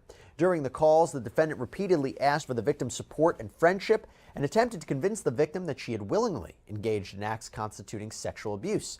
The defendant also assured the victim that if she needed the defendant to, she ain't got to worry about nothing else. Quote, even more concerning, since learning about the criminal investigation, including following the execution of the search warrants at his residences, Combs contacted other witnesses on multiple occasions, including other witnesses who had received grand jury subpoenas. Basically, that too is coercion, okay? You understand? They're looking at that as coercion by threat too. And that's all in the charging document, the 14-page document that the feds have alleged all these things against him. Okay, now if they can prove all of that, boy, I'm gonna tell you right now, man, this thing go to trial. Should this man make it to trial? Boy, the people that they're gonna call to testify against him, if they start cooperating any of that, and Lord have mercy, bro. That just, see, look, again, my point for doing this here tonight is to get you to think and also to dispel any misinformation that anybody else is putting out. I'm going to tell nobody else what to do with their platform. I want you to have accurate information, okay? I don't like my people moving half-cocked out here thinking that they just coming at this man because he had some sex parties. No, this is what the feds are charging him with. And if they prove that, if that's on any of them tapes they got, he's done. It's a wrap. Let it continue. Accuse him of obstruction. And by the way, the prosecution also points out that many of the crimes that Combs is accused of happened in his home. So putting him on house arrest, they would say, doesn't do much to mitigate potential wrongdoing inside his residence. Now they talk about the weight of the evidence, how much they have. Remember I said there wasn't a lot in the indictment? Well, here they talk about the weight of the evidence as a factor to consider in whether to deny bail. Quote, as to witnesses, to date, the government has conducted interviews with over 50 victims and witnesses, many of whom saw or experienced the defendant's abuse. Many of these witnesses corroborate one another, and their accounts are consistent with the other types of evidence discussed below. The government only expects that number to continue to grow, given that the investigation, which is now public, is ongoing. And also, the prosecution revealed in its filing that the government has seized more than 90 cell phones, laptops, cloud storage accounts, hard drives, thumb drives, cameras, a surveillance system that they say shows this criminal activity. Oh my God. You see what I'm saying? The feds ain't lying about that. If all those different devices they got, come on, family. Let's just use common sense. This ain't about hating on nobody. We don't do that juvenile stuff over here. You hating on it because he wouldn't know. I ain't got nothing to hate on him about. I don't know the man personally. I'm just talking about common sense. Out of all them devices they got, plus the 250 surveillance cameras, we know it's got to be some of that on there. Huh? Again, I'm going to say what I said last broadcast. All right, cool, bro. You like to do your thing with your freak offs, whatever, man, you would have come out better if option one, get you a wife that like to swing, get you a little closed circle in a swing community, agree to do that without any of that illegal stuff. Or number two, let's just say you ain't trying to get married, but this is what you want to do. Hey, man, you need to go have your freak off somewhere where the shit is legal. Amsterdam. Without doing all the other illegal shit, forcing somebody on. So, no.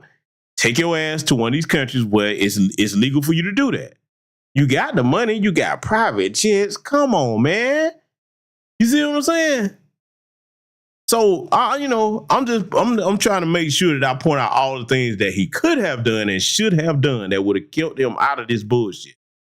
But see, when you're running around thinking that you can intimidate everybody because you got money, that being an egotistical person is a weakness. It is not a strength. Let's let it continue.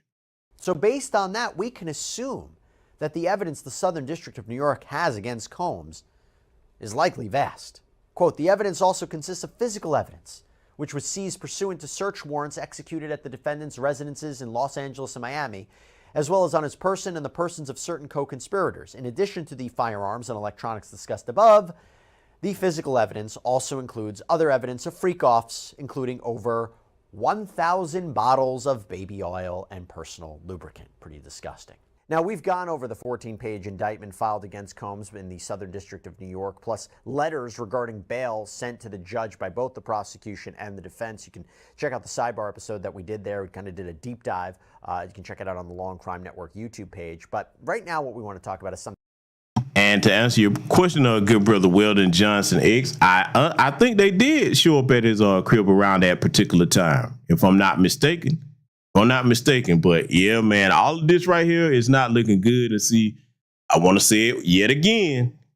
Young black men, black people, period. But we're talking to men tonight because what we're dealing with here, a lot of men want to live vicariously through people like that with that lifestyle. Look, let's go ahead and call it what it is. As a heterosexual man myself, I keep telling y'all, I'm not a saint, but one thing nobody's ever going to do, will there be any truth to it, is accuse me of any of this shit that I made anybody do anything against their will. I don't play that game, okay? I ain't got to force myself on nobody, threaten nobody to do nothing to get what I want from any woman, okay? But see, a lot of guys live vicariously through this image of the Diddler. It's their dream to, okay, I want to be wealthy one day and I just want this harem of women. Let me tell you something, man.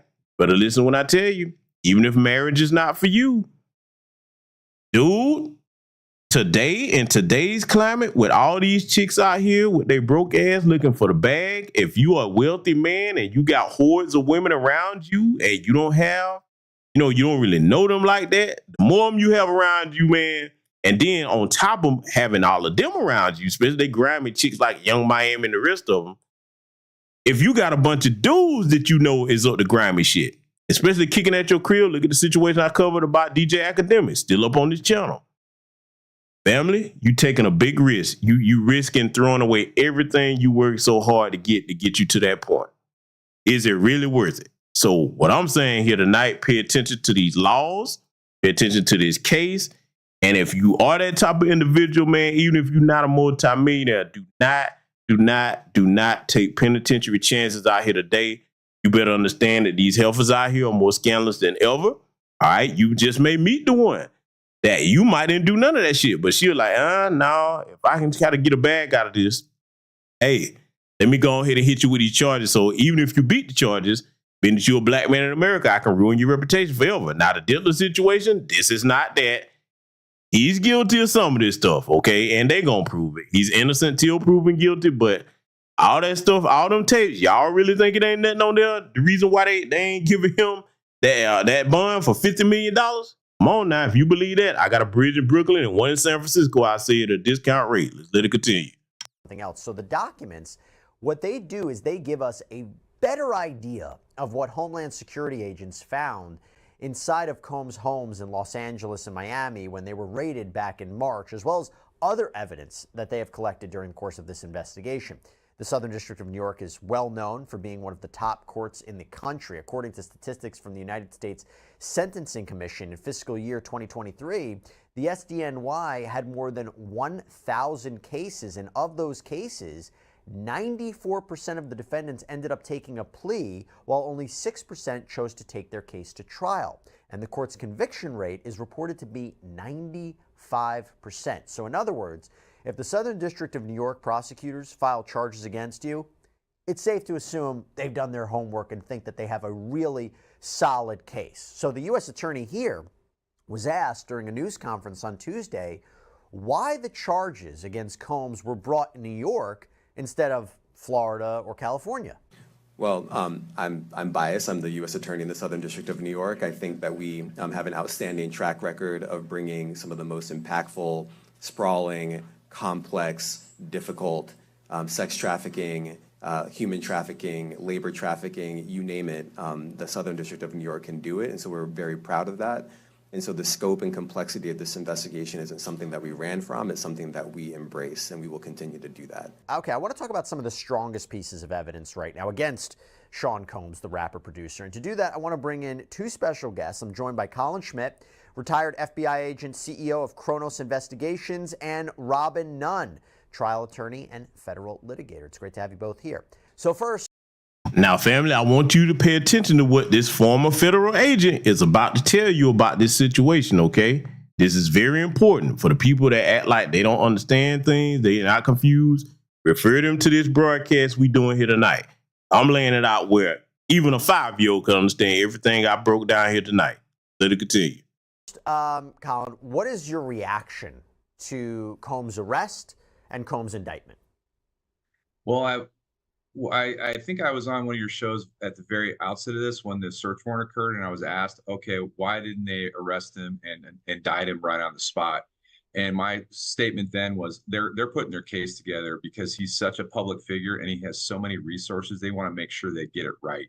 So when I saw this indictment, as well as the detention memo that the prosecutor put over, it looks to me like they really, really did their homework, and they're really making sure that these charges stick. So, Robin, what do you think? Because this is interesting. You heard Damian Williams say they're confident their office should handle it. You know, there were raids in California and Florida. There seemed to be a connection to New York, saying that this criminal organization, this criminal enterprise, was based or had headquarters in the Southern District. What do you make of this case being spearheaded by them, and what do you make of the indictment that we saw? Yeah, there are no stronger prosecution unit than the Southern District of New York. They have a special unit that is designed to take cases such as these sex trafficking, RICO, organized crime rings.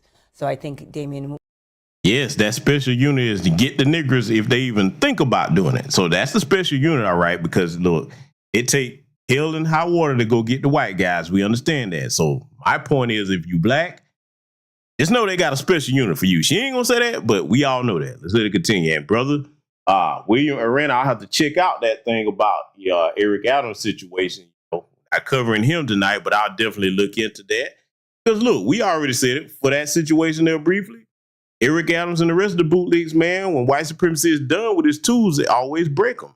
And Alvin the Chipmunk Bragg, rather, they're going to get him, Letitia James, Fannie the Mammy Willis down here. Oh, they're going to get all of them. Let the orange man get in office. He already said he coming. So, yeah, there's that. But I'll look into that, good brother. Y'all pay attention to the rest of this. Williams is stating it pretty clearly and correctly that the Southern District of New York would be on anyone's top list of units of government agencies that would be able to handle something like this with a celebrity and the complexities and the number of witnesses because it is such a elite and heavy conviction centered prosecution unit. The indictment and the bail letter that was put forward by the prosecution, serious accusations. I mean, disturbing to say the least. And even though we don't know all the evidence, and we're going to get into some of it, they seem to be very confident in their case. But it also, we didn't know how many victims there were. It seems that one of the charges is at least with respect to just one victim. Racketeering cases can be complicated. But saying that, do you feel that this is a strong case based on the allegations put forward? Yeah, this is one of the strongest sex trafficking cases that I've ever seen. While the indictment was not as detailed as I was expected, and there were some allegations that I suspected might be made that were not, such as, underage victims or, perhaps murder or, things like that. This was focused enough and had enough meat that I feel like it'll be very difficult, to sort of get out of these allegations. It seems like they've interviewed a number of witnesses. I think they said at least 50 victims and witnesses that have already been sort of interviewed and have agreed to cooperate in this, and I'm sure that there are many more, and they're even looking for more. So I think that they feel pretty strongly that they've put together a strong package, and I think they're pretty confident. Do you agree the way he was arrested? This became a big issue yesterday. He came to New York, was at the Park Hyatt. He and his attorneys knew he was going to be hit with charges. In fact, his attorney said to the media before the indictment was unsealed, we anticipate racketeering and sex trafficking charges. But yet, despite that, they took issue with the way that he was arrested and he was apprehended and taken into custody. I think he wanted to surrender himself. Do you disagree or agree with the way that it was handled? I'm a little agnostic on that. The bottom line is he's accused of very, very serious crimes. I mean, there was allegedly harm done to people. And if they want to go out and arrest him and do it in that manner, that's their prerogative. And frankly, that's their right.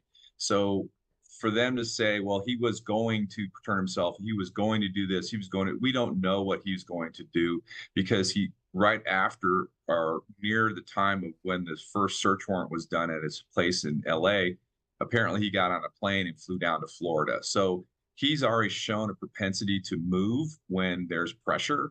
So I think the New York authorities thought, well, we got to make sure we get this right. We don't want to take any chances of a flight from this guy, because if they try to track him down in a foreign country, it would be an absolute nightmare.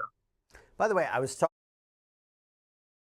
All right, so there you have it, family. There you have it. And I hope that this broadcast will be one that you refer others back to that claim they're so confused about how things go. Because I broke it down, like I said, from the A-row to the zero. So in closing tonight, I want to give this admonition to both Black American men and women, okay? In the system of white supremacy, we will never be able to do what them folks do, okay?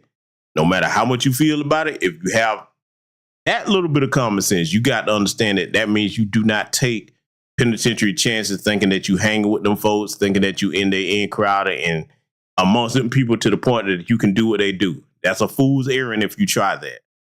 Brothers, let me say this to you. Should you become a wealthy man or a well-to-do man, even if you're not extravagantly wealthy, the minute that you allow that wealth to go to your head, making you think you can abuse your power and your wealth, especially towards women in the community, you going for your downfall. You are authoring your own downfall, should I say, okay? When it comes to you dealing with women, make sure that all those encounters are actually consensual, and understand that consent can be withdrawn at any time during an intimate act. I don't care if you balls deep in some of the best pussy you done ever had.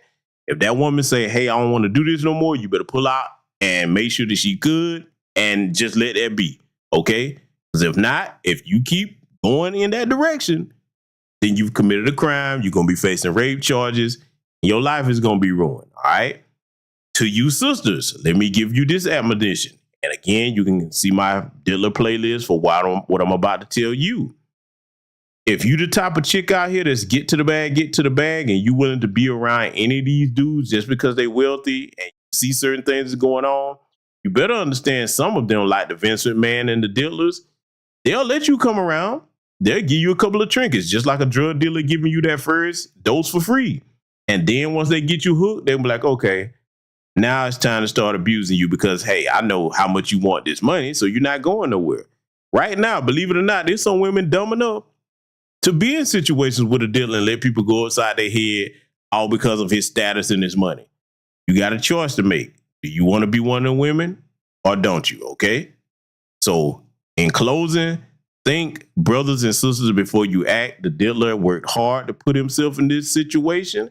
This is not a matter of, oh, they're just coming at him for no reason, because as I said earlier in the broadcast, if that was the case, every single wealthy person that's a black man or woman on his level, they would be dealing with these same situations. You make choices that get you to this point, okay?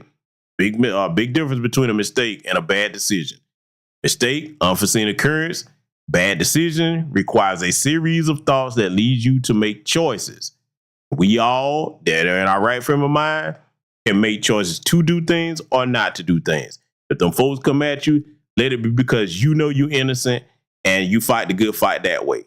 It's a bad thing when you know they got something on you, because chances are if it's the feds, you're not going to win. So with that said, salute to everybody that contributed to the broadcast. I hope that you all will discuss this and go over the things that I presented to you, research the information for yourself so that you will understand what the laws actually are, and you do not be on the receiving end of something because you didn't understand things because of misinformation. That's it. Take care of yourselves. Be good to yourself, your family, and your community.